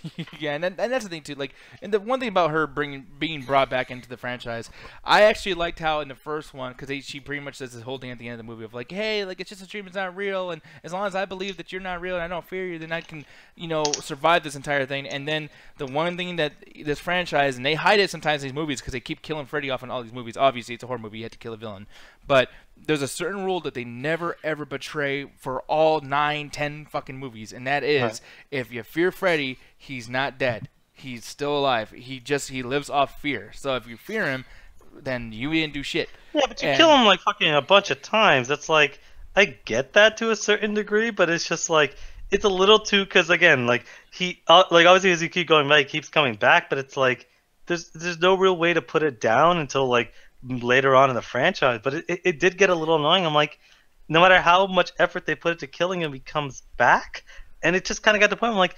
that was actually one of my biggest problems with Jason. But Jason, it made no sense. With this, at least I can get it. But that was my biggest problem. Like, how are you ever supposed to deal with him?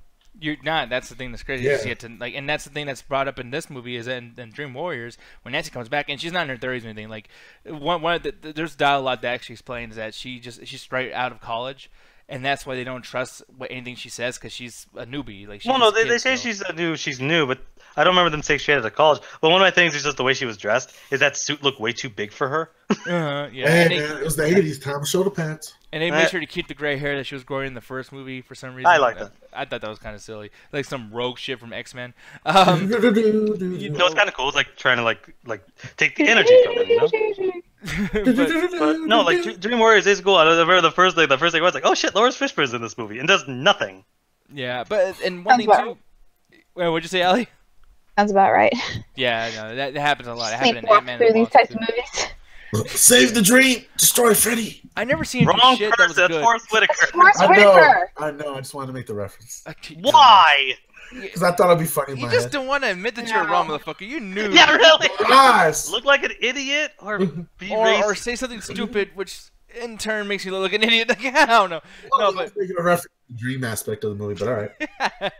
no, but like the only thing I've seen for or what's his fan now I almost fucked up. God damn, thanks a lot, Ganja. But Forrest Whitaker. Lawrence Hey, Fishburne- you motherfucker! I literally said the exact same thing you were about to say. Shit. But the only thing I've seen Lawrence Fishburne done that was actually pretty good was I saw in Precinct 13. So I wasn't expecting him to do a whole lot like in this movie being okay. But one thing I do appreciate is Robert Englund became a star in this fucking movie, dude. Like the prosthetic work, him becoming that big ass anaconda fucking monster thingy, like, Oh, that was a cool. Godzilla movie or whatever the fuck that was. Yeah, and that's the good thing about the series is they're always very, very creative. One of my favorite scenes, I think I literally had to kind of just, because I love when people do this shit, I literally had to kind of watch it a bunch of times just to see if like, oh, can I catch if they hit it? It's like, no, they did it really well. There's at one point where Freddy's grabbing them all into mirrors and shit, and then one of the guys like gets his voice power and shits them out and they all fall out of the mirrors. Mm-hmm. But like they did it so well that it's not like, oh, there's holes in the mirrors. The mirrors are still the wall. I'm like, that's my favorite fucking effect in that entire movie. Yeah, is them I didn't just even falling think out of about the that. mirrors. Yeah, I didn't even think about that. That shit's actually pretty impressive. And yeah, like you're right. It is not something simple where there's just holes in the wall because you could have done that and got away with it. I mean, it's the 80s, but they And didn't. it's the fucking dreams. You can do whatever you want, but it's like they try their best to make it work. So it's not like this omniscient person. Because like, well, why does he just stab his fingers, kill him all? It's like, no. He's trying to make them afraid, but then he also does have some limits because they can still kind of fight him. They can still do some kind of stuff. And unlike, again, even if I had the problem they keep bringing back every single movie, unlike the Jason movies, I feel like he's actually a threat. I feel like you can actually fight him too because he can get beaten, almost like the same degree as Michael Myers in the Halloween franchise. Yeah, and one thing too, tropes wise, it doesn't do a whole lot of tropes. And I do appreciate that. Like 100%. when there's a part where he's chasing someone by themselves and he's trying to do something, or you're building the character to have these powers to fight him, they're not guaranteed to win. Some of them die. The whole killing the black guy in a horror movie doesn't happen. There's That a bunch is of people so still weird. I've living. watched like 3 franchises and at this point almost 30 horror movies. I've not really seen that trope.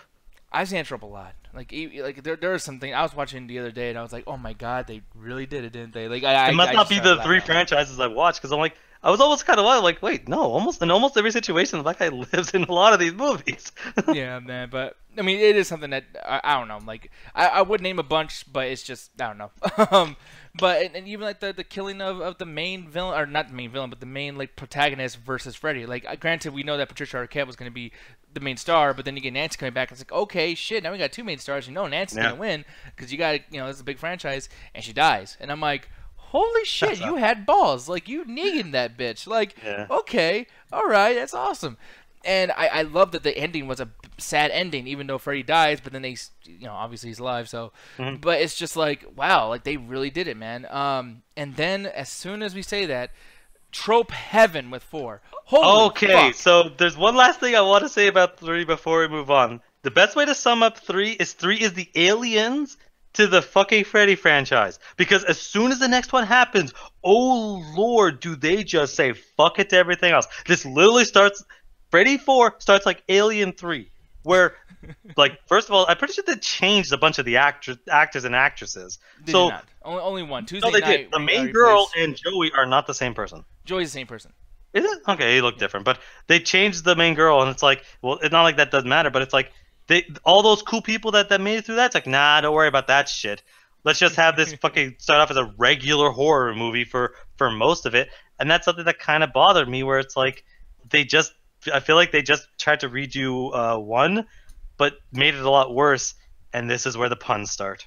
Yeah, I mean, so many fucking puns. To the point where there's characters who say a pun, and then this other character who gets their powers, instead of getting their actual powers and like what their fucking like things to use against Freddy, she just gets the shit they say. So there'll be a part where a black dude goes, man, fucking A, man.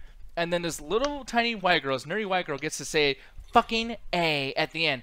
Someone she's never met, ever, in the whole Oh god, movie. yeah, because basically what happens is, so of course Freddy makes it through out there. Then he's basically just going through trying to kill them all because they're the last of the fucking Elm Street kids. Which, hey, unlike, the franchise they fucking keep hating on, this one actually, okay, there's at least a thread that connects all these fucking movies. But then they pass the power on to another girl, Alice, who's the worst actress in this movie, probably in this series, honestly.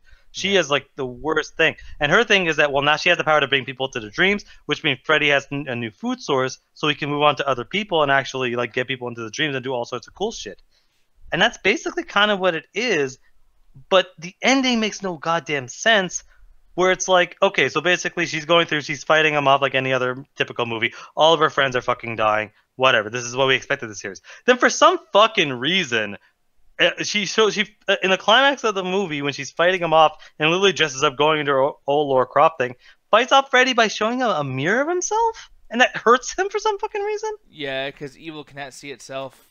Oh god, the prosthetic job. It's horrible. That's some stupid bullshit because he sees himself in mirrors all the goddamn time. I look like a raisin stuck to a nutsack. Yeah, I know. Just like imagine, like Freddy, like just embarrassed, like, oh my god, he's not gonna like the way I look. This hat is so gay. Yeah. Yeah, and like the thing is too, I really, and it goes to like the thing I brought up with the whole black thing. Like right away, kill the black character. Right away, fucking the woman character, the main character from the last one has to die. Like that's a trope in itself of like if someone survives a sequel, like they are gonna get wiped out immediately. But that's what I was saying. This is the Aliens 3. So remember how Aliens 1 ended, where Newt and Bishop end up surviving? Oh wait, no, they get murdered in their sleep at the start of the third movie. This one they give them 30 minutes, but it's like, yeah. Oh, you remember how much you enjoyed the Dream Warriors? Yeah, forget about them. Yeah, and people, like, you can see this from the trailer. But there's so many parts where, like you said with the puns, every word of Freddy's, it's either a pun on somebody's name, or he puts their name like inside of like some kind of insult or something, or he has the word sleep, nightmare, meat, dream, like literally every single piece of dialogue. And there's a part where he just picks up a person and says, "No one sleeps," and then throws her, "Welcome to Wonderland, Alice." Like, oh, God damn, man. Like, this shit is silly. bad. It's still a fine movie because it's still interesting. It does a lot of creative stuff, but it's weird. 1 to 3 is its own trilogy, and this is the start of the new trilogy. And honestly, it's the comedy worst. Trilogy, It's the comedy trilogy, and honestly, it's worse for it. It is 100% worse for it. Now, because now we get into 5, Dream Child. a movie so bad that the first lines of dialogue in my notes are, "What the fuck am I watching?" And I literally texted Nick, "What the fuck is this bullshit? What the hell am I goddamn watching?" Because it's like, it starts off with, it's called Dream Child, so within the first few seconds, like, this weird baby thing is born inside of Alice's head, or whatever the fuck is going on. And then it's like, okay, it's been a couple years since the last one. She has a new group of friends now for them to all get murdered. And the whole thing of this movie is that there's some weird child. She's having this child, basically. And Freddy is feeding the souls of all of us other victims into the child in order for him to possess the kid or something. Yeah, he's getting into her dreams by getting into the kids' dreams. And the thing that's frustrating about this, too, is that somehow they link it. And by the way, I'm telling you, there's no answer to the link. They just wanted to bring up shit. But, like, she's having dreams about how Freddy was conceived, which is 100 maniacs raped a nun in a fucking insane asylum. And apparently, the semen, all combined with all the mental illness and one just speck of semen, makes one crazy motherfucker, and that is Freddy. Like, because apparently mental illness just it's contractual with semen. Depression. Yeah, I know. Like, can I get a happy guy over here, please? Like, do you know I'm about to serve you a hot load of schizophrenia.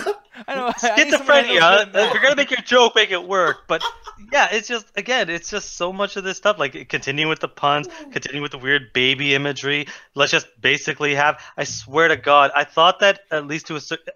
One of the things that bothers me about this series is that nobody seems to believe anybody about anything, because they went through dealing with Freddy, but it's like, oh, don't worry about that shit. Even though we saw some of the weirdest, most grotesque, brutal murders ever. Don't worry about it. It's all in your head. It's like, it's kind of annoying seeing that shit again, especially with a character that we've known survived all this shit and knows this stuff and still can't convince anybody. You have the power to take people into your dreams. I'm pretty sure you could just show them that and then have someone wake you up. Because it's not that difficult. But the whole movie becomes the last 30 minutes of the last movie. And honestly, this is probably the worst one in the series because it's so boring. And one thing that's frustrating too is, like, there's little things that could be fucking good. Like, here's the thing with 4. The 4, and I wanted to bring this up before, is like, the characters are horrible. Like, the characters are so fucking unbelievably bad, but they had good deaths. This movie has some pretty terrible death scenes that don't even have blood, people. It's a horror movie. He's saying fuck, there's some titties, there's a bunch of shit going on, yet don't show no blood when there's a death scene. Fucking silly, fucking stupid. Even have a comic book scene where he cuts the dude after he turns into I forgot about that. Yeah, it turns into paper. And you would think you'd see it'd be really gory to cut someone in paper, and then, like, what's happening to the piece of paper is happening to your body. It'd be like, oh shit, I bet there's a bunch of blood. Nope, it's like cat scratches all over his fucking body. It's like, dude, you're not even doing horror shit now. The jokes are insane. There's this guy named Dan. The puns are killing me at this point. Like, I'm dying watching this fucking movie. There's this character named Dan who was from the first one, or from the fourth movie. The boyfriend, yeah. Yeah, the fourth Nightmare on Elm Street. And then he, is back again, and this time he gets with the girl, and they have a kid. The thing is, this dude Dan, and I don't know if you knew this, but the fourth one, the reason why his name is Dan, because his real name is Dan. Apparently, he was so bad at acting, and the writing was so terrible that they're like, you know what, dude? Just be yourself and say the lines we give you. They literally could not find a character for this motherfucker because he's so bad that he's just himself. He plays himself in the movie. Like, hey, they do that all the time, man. Rocketeer, Jennifer, I think it's Jennifer Connelly's the lead woman in there. She kept, like, not being able to answer to another person's name, so they changed the character's name. Yeah, man. And then this director from the fourth one, I think it's the fifth one. There was this director who was so fucking perverted. He tried to get Tuesday Night from 4 to be naked on the beach, and they fought, I guess, for weeks, apparently, because she didn't want to shoot it, to have her be naked on the beach where Freddy wears sunglasses and the whole fucking thing. And that's before. Oh, God, I forgot about this. Wow. Yeah, I watched Freddy so wears many sunglasses. of these movies in a row. Him on the beach is the dumbest scene in the world. Yeah, he's wearing sunglasses and going like, hey, like he's a cool kid, bro. Like a Burger King commercial. Might as well pull out a fucking skateboard. Yeah. Shit, I'm pretty sure he did at some point. I just repressed it. Yeah, in the fifth one, he pulled out a skateboard to go after the young comic book kid. Then he turns into, and people, I shit you not, he turns into Super Freddy. Do you remember that with the Superman music? Yeah, I wish I didn't because I forgot about that until you mentioned it. It's like, this is the problem with this fifth movie, is this fifth movie becomes a giant fucking joke. Everything becomes a joke, and it's honestly just annoying to fucking watch. Most of my thing of the joke stuff is in the next one, which almost made me give up on the entire fucking series. But this fifth one, it's so boring, and everything is played as a joke that it's like, I don't understand. Man, fuck this movie. Like, there's no stakes for anything. Yeah. Like, yeah, it's annoying. But it's like this was so annoying, or so many things bad about it that I'm sorry, Alan, but it made 6 just that much better. No, it isn't. I'm sorry, you can't sit there and make something better by making it something worse. Is this the worst of the franchise? 100%. It does not hold a candle to the fucking final chapter where they say fuck it. You know what? Halloween did this shit at the start. Jason ripped it off. You know what? Freddy has some relative that was never brought up for 30 fucking years. So this movie starts off on a plane, and I was like, well, I guess I'm watching Snakes on a Plane again. Nope, we're not. It's some random fucking kid from the town who tried to escape, and some other stupid bullshit where he goes through some bullshit with Freddy because he's asleep, of course, and then gets sent out into the desert, and then Freddy's like, oh, there might be a way to enter the real world if I do some other stupid bullshit. So, oh my god. And it starts off like 10 years after this, and apparently all the kids at Sherwood are gone and dead. So everyone in the town, all the adults are just fucking crazy individuals. And it's like, we already are, like, not even 50 minutes in, we've already hit so much stupid shit with Alice in Wonderland jokes. Like, him on a broom jokes. It is Wizard of Oz, man. So bad. Holy shit. And then it's like, so it's like, what's the purpose of this? Well, we go to this other, insane asylum, and there's all these kids that are dreaming of Freddy or whatever. They're all crazy in their own fucking way. But what it is a bunch of kids want to escape. So they escape with a woman, the main guy we're dealing with, and then a bunch of kids just escape to the town there to figure out what's up with this kid because the kid has amnesia. So, like, what the hell's going on? What's the problem here? And now, since Freddy took over this whole town, as soon as they get in there, they get the weird dreams. And this is where the movie becomes a fucking Looney Tunes cartoon. One of the characters is deaf. So when he goes into his deaf thing, gets the thing removed, and Freddy is tiptoeing behind him. Tiptoeing behind the motherfucker, and then pulls out a chalkboard, stings it up, and goes, I fucking paused the movie and just texted Nick going, fuck you. Like, how can you like this fucking movie? Holy shit. And that's a great scene. No, it gets worse. So he said, the guy's like, just give me my hearing back. So Freddy throws down a hearing aid, but no, it's this weird evil hearing aid that gives him super hearing. So he pulls out a pin and then drops it, but it sounds like a fucking a V2 bomber hitting the fucking ground. Catches it. Oh, I got 8 more. Oh my fucking god, it's so dumb. But dude, if you think about it, it's so torturous to think about it though, because it's like, what fuck you! I'm not listening to you defend this shit. I had to, because the whole thing is he has bad hearing, and the thing is Freddy fucks with the shit that you're scared of. And the thing is like before that starts, there's a part, Ganja, it's scary because he has a scary ass Mexican mom, dude, like straight up like boomerang sandal ass mom. And she's like, hey, little mijito, I'm going to put the Q-tip in your ear. And he's like, no, mommy, don't. Like, it's really fucking scary. And they're in the ghetto and shit. No, dude. It's not. It's stupid. It's as dumb as it sounds. It's fucking scary. She sticks the Q-tip in his ear and puts that shit all the way in, pulls that out, nothing but blood and ear rash. That's not scary. That happened to me when I was a kid. What the fuck's wrong with your parents, man? No, that was me. I did it when I was bored. Dude, I'm sorry, but that scene was fucking. And then, like, to see Freddy, like, having fun with it, making fun of him. Freddy's yelling in the back of his head, but he can't hear it, so it's kind of funny to see Freddy, like, but, like, he can't hear shit. The actual movie, the sound, you can't hear anything either, because it becomes mute. Yeah, that's the coolest part, where they're like, okay, you can't hear anything. This is honestly, like, something out of Scary Movie or Looney Tunes. I literally wrote in my notes, this is a fucking SpongeBob sequence. What the fuck am I watching? And it gets worse. It gets fucking worse. So, well, he takes care of him in whatever way he does. Let's move on to the next guy. Well, what's the other guy? Well, he's a stoner, right? So what's the thing going to be? It's going to be a literal PSA of, this is your brain on drugs. Any questions? And then fucking Freddy shows up and then sucks him into a video game world. And now the kid is just going through video game stuff in this 8-bit fucking bullshit. Like, this is who, like, and Freddy's not fine the whole time, by the way. Like, oh my god, I can't believe this is working. Like, Alan, how do you think I do the video game show, bro? He sounds like he's high the whole time. I'm constantly smoking out with Freddy before the show, bro. Literally, so, oh my god, it is just annoying how dumb this fucking movie is. So we get to the fucking actual like climax because it's the last 30 minutes. So they're like, fuck it, let's beat him the same way we beat him in the first one. And this is where the movie finally starts to become actually good, because we get a lot of explanation. We actually go through and they start explaining a lot of actually what and who Freddy is. A lot of his backstory with him before he was who he was, and how he kind of was fucked up, and how he did a lot of the stuff and deserved a lot of stuff because he became crazy. But then they also had some weird shit that there's some weird dream demons that keep him alive or whatever. But that's where I started enjoying it, because not only did you have they actually had a cool fight, and I enjoyed that. You gave a lot of backstory to both the characters and how they're connected and stuff. And you actually made it really entertaining and stopped with the fucking jokes for 2 fucking seconds to actually have some backstory, actually have some explanation, have stakes, and it was really enjoyable. That 6th movie is fucking garbage except for the last 30 minutes. Yeah, and the last 30 minutes for me, I was like, okay, it's cool, but like, you know, and granted, like, I like Serious Freddy 2, that's cool, but it's like, the movie was having fun, and then the movie was like, you know what?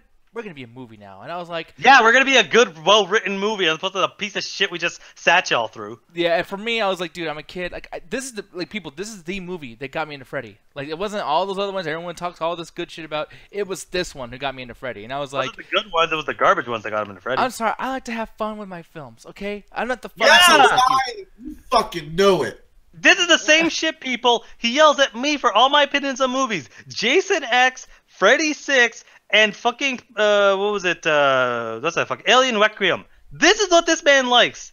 Yes. This is no longer, in my opinion, shit. I'm sorry, but people, if you like to be entertained instead of watching a movie that's trying to go for a fucking Oscar, then hit me up, sir. But no, because the that. first 3 were still good, entertaining movies. If you want to go for somebody... Man, this motherfucker hates scary movie, but we'll sit through Freddy 6 and go, no, this is good. Fuck you, it's the same shit. Saying, Freddy is funny. Scary movie No, he's is not. He's terrible. He's awful. Alan, I just need to know, does it correlate to anything in Jurassic World? No. No, it does not, bitch. I'm sure Nick will find it. Oh, you motherfuckers. No, because that's the thing. Like, this movie, there's a part where he brings up his daughter, and that whole fucking thing starts happening, too, where it's like, okay, now we have somebody, and most of the people live through this one again. They take off all the tropes. 4 and 5 had a bunch of tropes in there, horror movie tropes. This one took them all off. You have a main character who is a main character for the first half, and all of a sudden we switch to somebody else we barely know, but there's a bunch of lore to it, and I'm like, dude, like, this does so many shit that I really wish all horror movies would do. Yeah, and that's the last 30 minutes for most of it where it's good. The rest of it is, let's just have fucking, you know, Freddy took a bunch of edibles and just started walking around while we got to keep filming him. It's so unbelievably dumb. The video game sequence, the fucking chalkboard sequence, every single thing is stupid. It is stupid beyond stupid. It was like, I also got to the point where I almost gave up. I almost said, I'm done with these fucking movies. What the fuck am I watching? I literally screen capped the fucking chalkboard. He said, Nick going, fuck you, what am I watching? But then you sent me a message back, or probably you were going to, about how right I was about the 7th one, because that shit was incredible. Am I right? Yeah. So 7 comes along, and right off the bat, alarm ringed in my head. I'm like, okay, we're going meta, everyone. Break the glass. The series has gone on long enough. We got to hit the meta joke. Like, it's so meta. It's so ridiculously meta that when they bring back Nancy from the first one, who has a different name, it threw me out. I'm like, is that the same girl? Because she looked actually different, because obviously this boy's been like 20 years. So it's like, oh, it actually is. But as you continue, it's like, oh, we're talking about the Freddy films in a Freddy film? Okay. It goes through, and I'm like, right away, I hate when people do things meta and start calling themselves out. It really takes me out of the movie. But this surprisingly didn't. Even though it had some dialogue that almost it basically repeated the edge. There were some points where I was leaning over. I'm not into this, but it always managed to continue being a movie. It never felt the need to let's just make fun of the franchise like Jason X, or let's just completely do some stupid bullshit like Halloween 8. It continued being what it wanted to be, and it kept the lore in. So as the movie goes on, and I really enjoyed it. So basically, what the premise of this movie is this, it's supposed to be quote unquote the real world. So what happens is the Freddy movies are a huge franchise, everything is cool and all, and the main, you know, the most recognizable character, Nancy, played by, I guess, literally by herself, Heather, is basically just being interviewed, but she's having nightmares similar to how all the other main characters of the series have nightmares. And she's kind of uneasy because it's like, these nightmares remind me of my whatever, am I losing my mind, am I going crazy? But it starts getting more and more because she's being prank called, all this stuff that happens in a typical Freddy movie. She's like, why is this happening in real life? This is supposed to be just a movie. It's not till she has a conversation with her producer that goes, oh yeah, you know Wes Craven? He made this first one off a nightmare. He's having nightmares again. And she's like, wait, when did these nightmares start? Oh shit, the nightmares that he's having are correlating to this shit. And I'm like, man, this is going to be some stupid bullshit. I bet they're not going to nail this shit. But they continue through the movie and it continues doing its Freddy stuff. I'm like, how are they going to nail this shit? But then they talk to, I guess, actual Wes Craven. And that's where the movie it's sold on me. I'm like, I'm loving this because the way he describes it, he doesn't describe it as some stupid bullshit. He almost describes it like his movies are some sort of weird spell that keep this demon trapped in there. And I was like, that's cool. That's cool as hell. Because it's like it's almost like you're doing an incantation over like a pot. But in your case, you're writing shit down in a script to keep a cage on him. Yeah. And I really enjoyed that premise. So when the movie decides, okay, now we're going to continue doing some other creative stuff, it does, you know, the typical Freddy stuff, but it feels really interesting in its meta-ness of like, we're going to have the script here. We're going to have a lot of cool stuff. And Nancy continues to be my favorite survivor. She continues to be smart. Her character does not change. She stays as she was from the first one. She's smart. She's resourceful. She knows how to deal with this fight. And even though she gets scared because she's still normal, they continue doing this. And they continue to have my favorite gag, which is the whole floor is made out of liquid shit, where it's like they can still walk, but it's still really difficult. But I still enjoy this, and it made more sense than any other Freddy movie where it's like, well, of course people are not going to believe this. It's real world stuff, but she still believes it, and I still really, really enjoyed every single thing about this movie. And it's definitely top 3. It's not my favorite one. The first one will always be my favorite, but this is definitely top 3. Yeah, because me too in a sense, and this is my favorite one. The reasoning why is because of the fact that it's like that kid actor, by the way, dude. Like, I'm not a big fan of kid actors. I don't ever really care. This kid, like, is so fucking good. Like, there's parts where I don't know what they showed him to scare him that fucking much, man. But holy shit, there's like one death scene in here that's so intense for the kid, and the way he acts, and the way the doctors act, the extras are great. Every extra is just fucking amazing. Yeah. Robert Englund's a good actor, just being scared of himself. Yeah. There's a part where Robert Englund. They didn't do a lot with him though. That was kind of thing. I'm like, oh cool, you have him in here. You didn't do anything with him besides a few phone calls. Yeah, but there's a part where he's like drawing, and he's accidentally drawing like the real Freddy. He's like, you know what? Fuck this, I ain't doing this movie. And Robert Englund takes off, and it's like, that's kind of cool. The actual Freddy, I still, to this day, and I don't know why I didn't look this up, I do not know who plays that Freddy. I think it's Robert Englund, because it sounds like Robert Englund, but his body, he's taller, he's stronger, he's muscular. He looks different. He looks very different. I think they did that on purpose. Yeah, he looks like a fucking huge-ass male witch or something, like, you know? He has a cool trench coat on for most of the movie. Yeah, man, there's just so much about this movie that I fucking love. And yeah, like, for me, like, I mean, we're not giving ratings to all these movies, but I don't know if I'll ever review this ever again. This is the biggest buy it I'll ever talk about on our show. Aside from Avengers Infinity War, I fucking love this movie, like, a lot. And then this, for me, counts as a remake. But then we get to the actual remake, and I have no idea what you feel about this. So right away, okay, so basically, this is, I guess, the third New Line Cinema, so I almost have a comparison of how the other two did it with Halloween and with, the Jason. And right away, I was like, it's so weird. Every time I see a New Line Cinema remake of an original movie, I keep recognizing actors in them. Like with this, it's one of the kids that plays one of the meatbags in this. Yeah, is John Connor from the Sarah Connor Chronicles. Oh, really? Yeah, he's oh god, who is he? He's the kid that gets killed in the jail cell. Yeah, the one who's like he's like upside down and shit. Yeah, the whole thing. And you have one of the girls there that the main blonde at the start. She's on the CW shows all the time, so it's like I always recognize these people. But one of the things that I noticed at first, it's like there's so many jump scares in this fucking movie from like the minute. It's like I literally wrote that, it's like within 10 minutes in here, there's 5 jump scares. This movie loves its jump scares. It jump scares all the fucking time. I hate jump scares. You want to piss me off in a fucking movie? Have jump scares all the time because it's like it's so cheap. It's so cheap. Oh, have something just appear. I've become immune to jump scares, so not a single one got me. I was counting them because it was ridiculous. But then they get to Freddy, and my first thought was, what is this weird mole creature I'm looking at? Yeah. What the fuck am I looking at? I'm like, okay, I expect this not to be Robert Englund, but I'm like, this doesn't even look like a person. My favorite description of the new costume was from the old Spill days when I think it was either co-host or Corey was like, he looks like Asloff if he got stuck in a fire building. Yeah, exactly. Like, it's bad, man. He looks like a burnt fucking lion. It looks like a mole rat, and his voice. I'm like, what do you? I'm like, okay, I don't like your voice, and I don't like the way you look, and that's not good. It's more of just like you look fucking weird, and again, it feels like they're trying a lot to make him kind of a monster and stuff like that, but it's just so weird because it's like I feel like they spent too much of this movie piggybacking on the original as opposed to do something different, even to the first kill.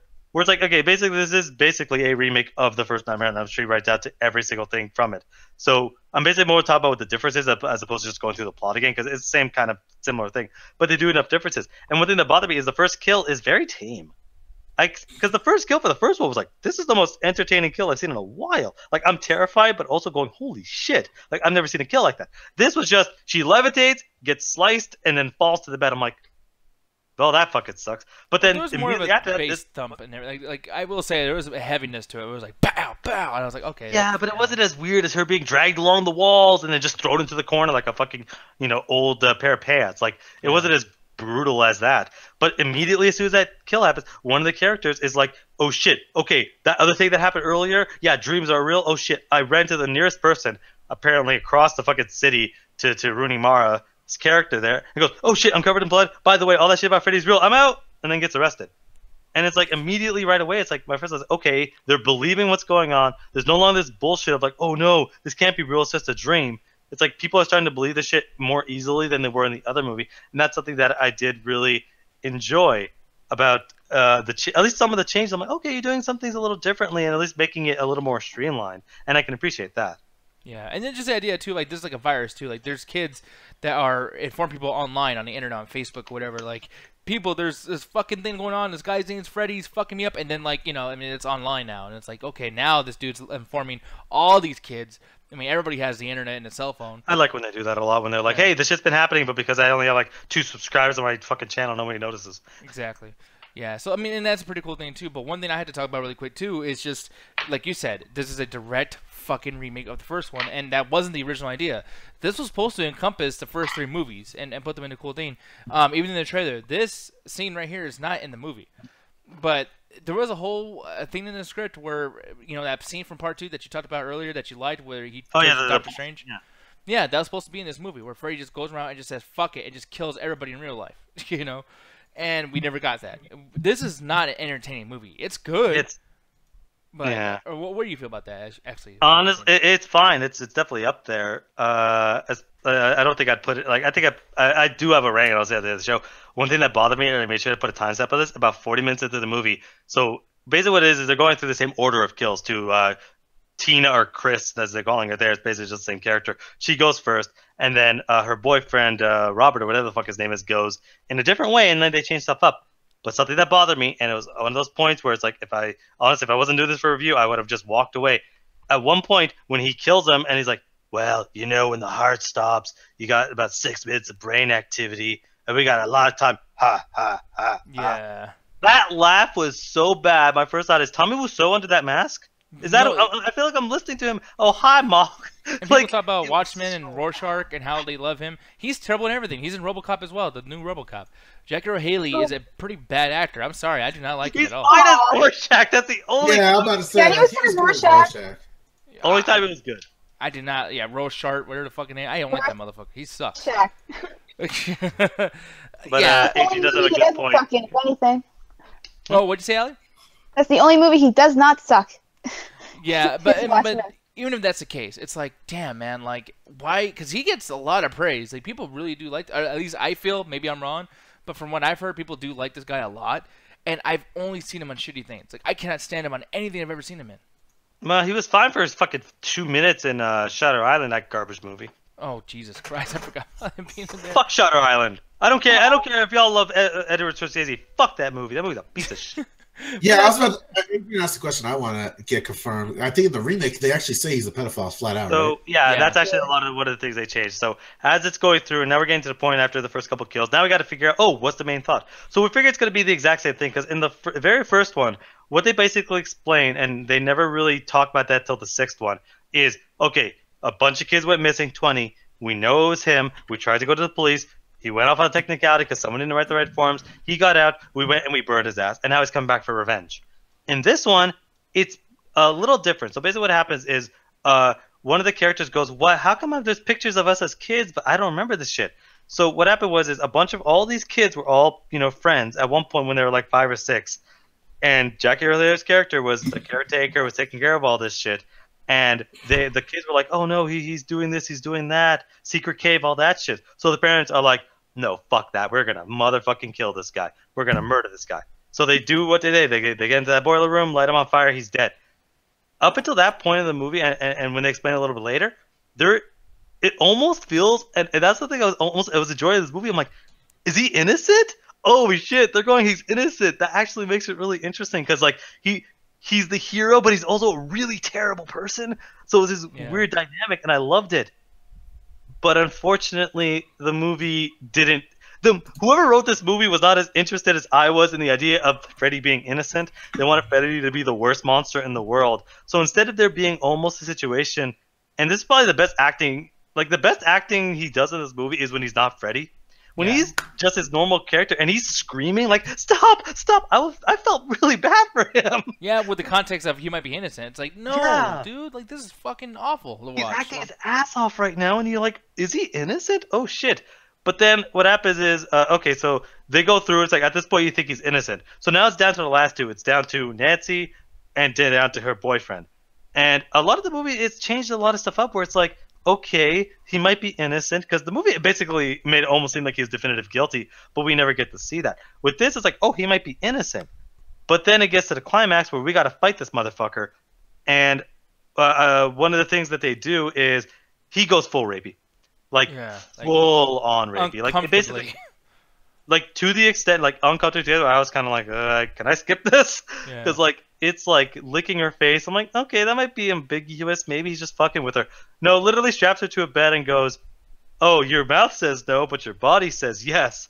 Yeah. So she's lifting up her dress when she's wearing, I don't know if she's wearing any panties or anything, with his glove. Who knows? And then, and then making little jokes like, welcome to my world, bitch. Like, you're going to let, all this weird little things. And I'm like, God damn it. Because this happens with Freddy vs. Jason as well, where it's like, you have a goal and you have, there's a reason why this character acts this way. When you make it like a perverted thing, it's like, dude, I'm not even interested in seeing you fail or do your mission. Like, I don't give a fuck now. Like, well, now you're just straight the villain, and it's not like there's no almost redeeming factor, which you could have had if you just stuck with it. Yeah, I mean, and I know I've complained, like, too many people have redeeming factors, like Killmonger, Thanos, blah, blah, the whole thing. And sometimes it is too much to have everybody have that. But it's like with these horror movie characters, that never really happens. It's just, I'm evil because I need to kill. Like, I still don't know why. Does Jason kill people because why? Like, okay. Fuck it. Yeah, it's like, this is your chance to have one more little dimension to Freddy, and you didn't do it, and you made it so basic to where, I mean, they didn't make another Freddy. There wasn't a lot of characterization to this Freddy, so honestly, it's like, okay, I've seen this movie 100 times with people that are not burnt, And but the thing is when they also do a lot of stuff that I wish they did. Because the thing is, as I was watching these movies, I texted, I'm like, can you explain this to me without spoiling of a lot of the stuff that's happening? And it's like, most of what he explained actually gets explained in this movie. There's a lot of stuff that they focus on with the whole sleeping and stuff like that. And one thing they brought up, micro naps. And I kind of like that idea because I looked it up and it's a real thing. It's not just something the movie made up. And basically what it explains is like, oh, there's a situation where if you stay up for so long, your body will be in a state of sleeping even if you're awake. And, well, once you're asleep, Freddy gets to do stuff. So a lot of this weird stuff ends up happening because of that concept. And the movie does a lot of cool stuff with that. Though that whole 72-hour shit, you'll sleep into a coma, doesn't fucking happen. They just made that up. Like, that shit doesn't happen until 11 days in. Like, you'll be fine. But, like, I do like the movies. And, again, continuing my favorite effect is the liquid floor. They continue that effect, and I love it. Yeah. And I want to do that in every movie where it's like, oh, shit, the floor is liquid. Because we've all been in those dreams where we can't run or our legs don't work. Like, that's the movie equivalent of that shit. Yeah. But they do change a lot of stuff. Some things I do like, some things I don't. But I still can't get over his face. He doesn't even look like the character he's supposed to be underneath. It ruins the aesthetics for me. His voice, his everything. And then, I'm sorry, but even though he's somewhat serious, he still makes little jokes. Like, there's a part where he's like, where's your dog at? I was just petting him. Oh, God. I'm like, bad. Fuck you. Like, really? He's trying hard at every single turn. Yeah, or just like, I haven't even caught you yet. Why are you screaming? I haven't cut you yet. I respond with, bitch, you're about to. Yeah, like, it's just, it's goddamn, dude. He looks wet. He looks gross, and his face looks like it's CG. Like, I honestly, like, I hate Freddy so much in this movie, but the movie's good. Like, the movie is pretty good. Yeah, it's just, god damn it, like, why? It does enough different, but not enough different. But if I were to compare this to the Halloween and the Jason one, this to me is the most, like, it's the most consistent to the series. It just has the worst main person. Because, like, even with the original, so with the whole Halloween remake and the Jason remake, at least they were intimidating and interesting to watch. This is the better movie, but the least interesting character because they don't do enough with him to make it work. because when he is on screen, he's not cool to watch like he was in the first 3. Yeah. He is a mix of the 4, 5, and 6.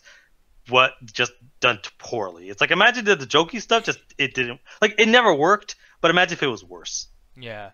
But I mean, with this said, man, I mean, we got to the last one, and obviously he didn't see Freddy vs. Jason yet. We're gonna do a big review of that next week, as well as a viewing party watching it, because it's been 15 years, 15 years since Freddy vs. Jason. I can't believe we've actually made it that far. But yeah, man. So if this was about box set, all these movies, a franchise as a whole, man, like what would you rate this?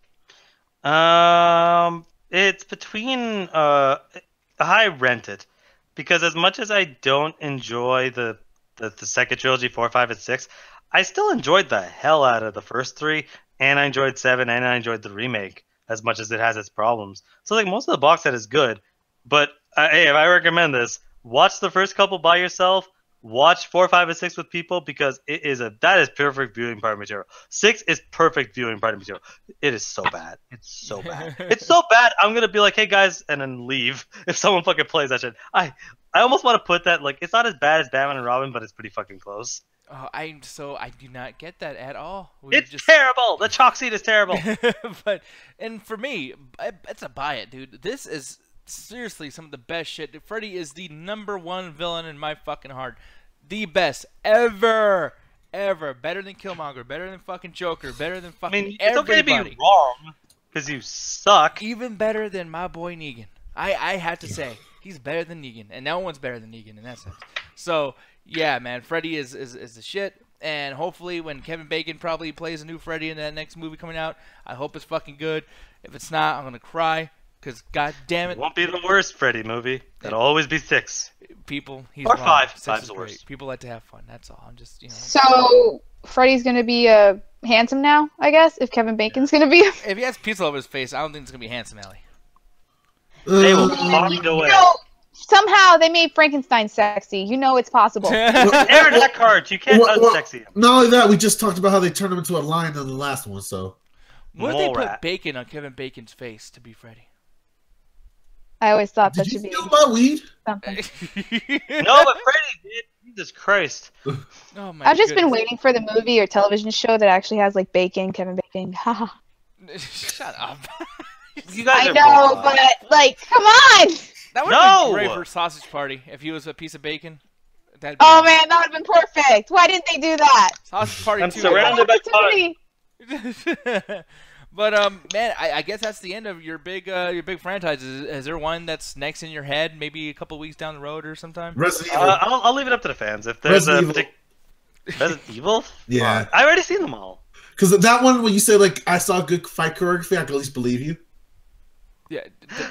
Fuck you. There's not a single good fight in all of the. Wait, you're talking about the CG ones or the fucking live action ones? Oh, I see. You're about to make a statement there. I want to see you make that incorrect statement first. Okay. In the live action movies, there's not a single good choreographed fight in the entire fucking movie. I cannot believe that, man. Name me. Fuck you. Name me one. There we go. Yeah. That was at least punches filmed off the dude's properly. head. It wasn't just cut. Like, it wasn't the bullshit that's in every Resident Evil movie. Mila Djokovic versus fucking all that zombies in the graveyard was a great choreographed scene. No, it was not. Michelle Rodriguez and everybody fighting the first one, those zombies, was great. Preach. No, it wasn't, man. Fuck you guys. You guys don't know what good choreography is. Motherfucker. You're telling me anything in the Resident Evil movie is good? Fuck all. I'm sorry to do this to you. And I'm gonna get everyone's opinion in this fucking call. What's that Matrix scene that you like with the jumpy cables? Ooh. The jumping cables, yeah, it's Matrix Reloaded, the Smith fight, and most of that fight is practical effects, except for the last 2 minutes, which turns into that CG mess. Were they multiplied, Neo versus Smith? Okay, I gotta show people this. The Smith fight is great. People, Alan likes this shit, y'all. Watch this shit. Is this it, Alan? Yeah, this is it. This fight scene is dope. Look at this shit. Look at that shit. That shit is fucking cool, man. People, Alan likes this. He says that this is great. Everyone Look at these motherfuckers. Yo, what the fuck? Did that just turn to real grand stuff there? This is dope. This obviously no fight scene here is better than the lobby scene in the first one, but that's still a fucking dope ass fight scene. Dude, look at these motherfuckers. Look at that bullshit. Look at that. That's ridiculous. Oh, shut up! That was Freddy. You be enjoying this shit too. That's you ridiculous. like Freddy 6. You have no right to judge anybody on anything. And Freddy's dead. Whoops, that movie's ass, bro. Come on, man. Hey, let's start this movie by. Oh my fucking god! Yeah, the title of the movie is called Freddy's Dead. I wonder what's gonna happen in the movie. Well, shit. No. You know what? We're gonna rename Logan. We're gonna rename Logan to Wolverine is Dead. Well, when you saw the trailer, it's like I hurt myself today. There's a difference between implying in the trailer. There's a difference between implying in the trailer and having the title be the character's dead. I can't say I can't say shit because The Last Jedi. Yeah, and Avengers: Infinity War. Yeah, you know it's gonna be a war. Where you going with that? You failed. You failed.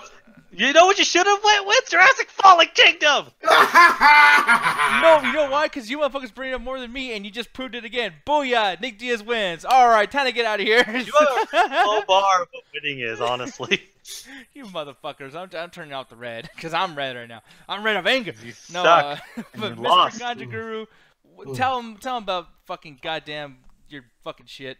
Well, guys, make sure to come check us out on the Facebook page where we have the Midnight Chat Attack page, and we can talk to you guys, hang out, bullshit around, and we also, sometimes when the equipment fucking works, do the Untitled Video Game Show every Saturday, not goddamn Saturday, every Friday at 7:30 CST time, where we play video games, talk about the video game conversations, and sometimes hang out. What? What the fuck am I doing in that scene? It looks like you have a little stroke. But seeing Alan have a stroke on there with his little cousin, Penelope, you come hang out with us, play some video games, talk some bullshit, and, you know, just having over a good time with us. Yeah, man, and I'm looking here too. Like Max said, like this dude talking about Jason Goes to Manhattan. Oh my god! Show that fight scene when he's punching him. You can see the punches, and it's not a cut. Alan, then you know what? Me and Contra are gonna film the greatest choreography. Yeah, we are. Lord, you guys are the worst. We gotta show him that Rock versus the fucking Mankind fight scene. Oh, dude, he would think that was the best. No, you dude, guys are literally Big the Show worst. Versus Floyd Mayweather. Like, when Floyd Mayweather is doing fake punches on the Big Show's tummy, and the Big Show's like, "Ooh, ow, that hurts." WWE, ooh, ouch. So when a person is throwing a bunch of punches to another person, and there's not a cut, and the camera is out there, so you can actually see every single punch land, that's not good choreographing. Look up the word choreography. You just described all of wrestling. Yeah, good wrestling is fine. I love wrestling, and I can't say that. Like, you could actually see the punches being thrown. They don't land. Clear. You guys don't know. You guys think choreography is a Jackie Chan movie? Alan, tell him about that amino. No, I'm telling him about punching. Like, the wrestling punches don't land. I'm sorry, but they don't. I can't defend wrestling in that sense. I'm sorry. I appreciate it. Again, you guys are confused. You guys think Jackie Chan movies are choreographing. Like, a punch doesn't have to hit for it to be a good choreographing. Like, what the fuck is wrong with y'all? I know, but it's not just a punch. It's just everything about it. Is he literally talking right now that Jackie Chan is not choreographed combat? I am saying it is, but that's not the fucking thing of it. It's how well you actually film a lot of the fights of what's going on. That's why the Tekken scenes have terrible choreography, because it's so many cuts you don't know what the fuck's going on. Dude, Alan, I'm just gonna put it like this: Jason punched a dude's head off like a robot. So what? That has nothing to do with what I'm talking about. Then how do you not think Transformers is the best choreography in the world? Then the action scenes in 4 are great. No, I mean in all of them. Like, cause like that Jason shit's so bad. It's like, okay, if that's gonna be parameter for you're breaking on the fucking. Oh, I love how the guy that loves Freddy 6 is pissed off at the ending of a fight scene in a Jason movie. And plus, I'm not talking about the ending fight, motherfucker. I'm talking about the lead up to that punch. That was silly. He was punching his tummy, and Jason wasn't fighting. He didn't even. That was fine. Oh my god, you guys are the worst. I'm sorry. I'm so sorry. You are all fucking wrong. I'm so sorry. I don't know, yo. But anyway, as far as I'll talk about the intersection. I'll talk about the amino, then we'll talk about what's going on in the chat. So basically, if you want to hear me rant more about this for the rest of it, because this is the new Walking Dead season 2 shit, check out our amino where everyone's gonna start yelling at me for whatever bullshit reason they want to yell at me for. But yes, while you're already on the Facebook page, check out the embedded link to the amino. Oh, sorry, wrong one. It's always your bros that get you. Anyway, fuck, that threw me the goddamn hell off. Anyway, while you're already checking out the Facebook gaming show, check out the embedded link for the amino. The amino has all the information for upcoming MCA stuff, upcoming Untitled Video Game Show stuff, upcoming Untitled Ringside Hangout shows. Lord, We will be having a surprise as far as what the next month of August is going to have. On the midweek, once we work everything out, there will be a surprise we're going to be doing for the next upcoming Untitled Gaming Show stuff.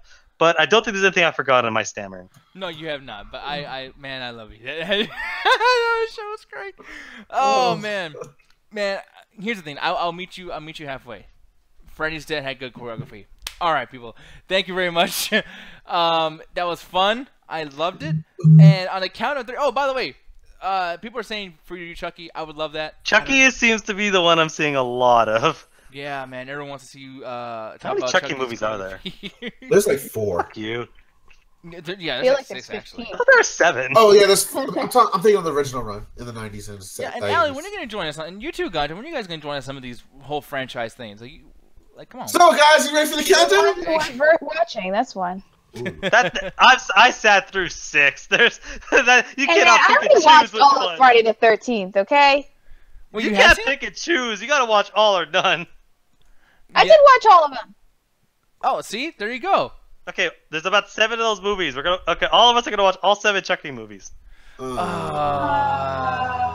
fuck all of y'all. let's watch all the do it my goddamn Candyman. self. The Candyman movies. There you go. No, but Chucky movies. I'm actually, you know what, Alan? I'll join you on that because I will say, there's not a lot of nostalgia for me with that. I still haven't seen all of the third one, and everything after Bride of Chucky can go suck its own dick. I've only ever seen the first one.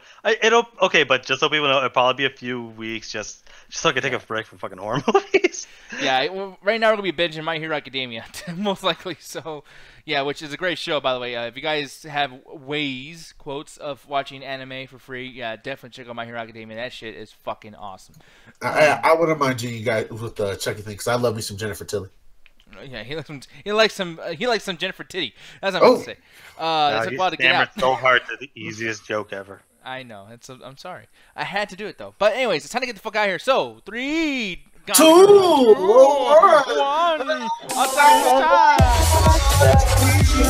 Fantastic choreography. You're so fucking wrong.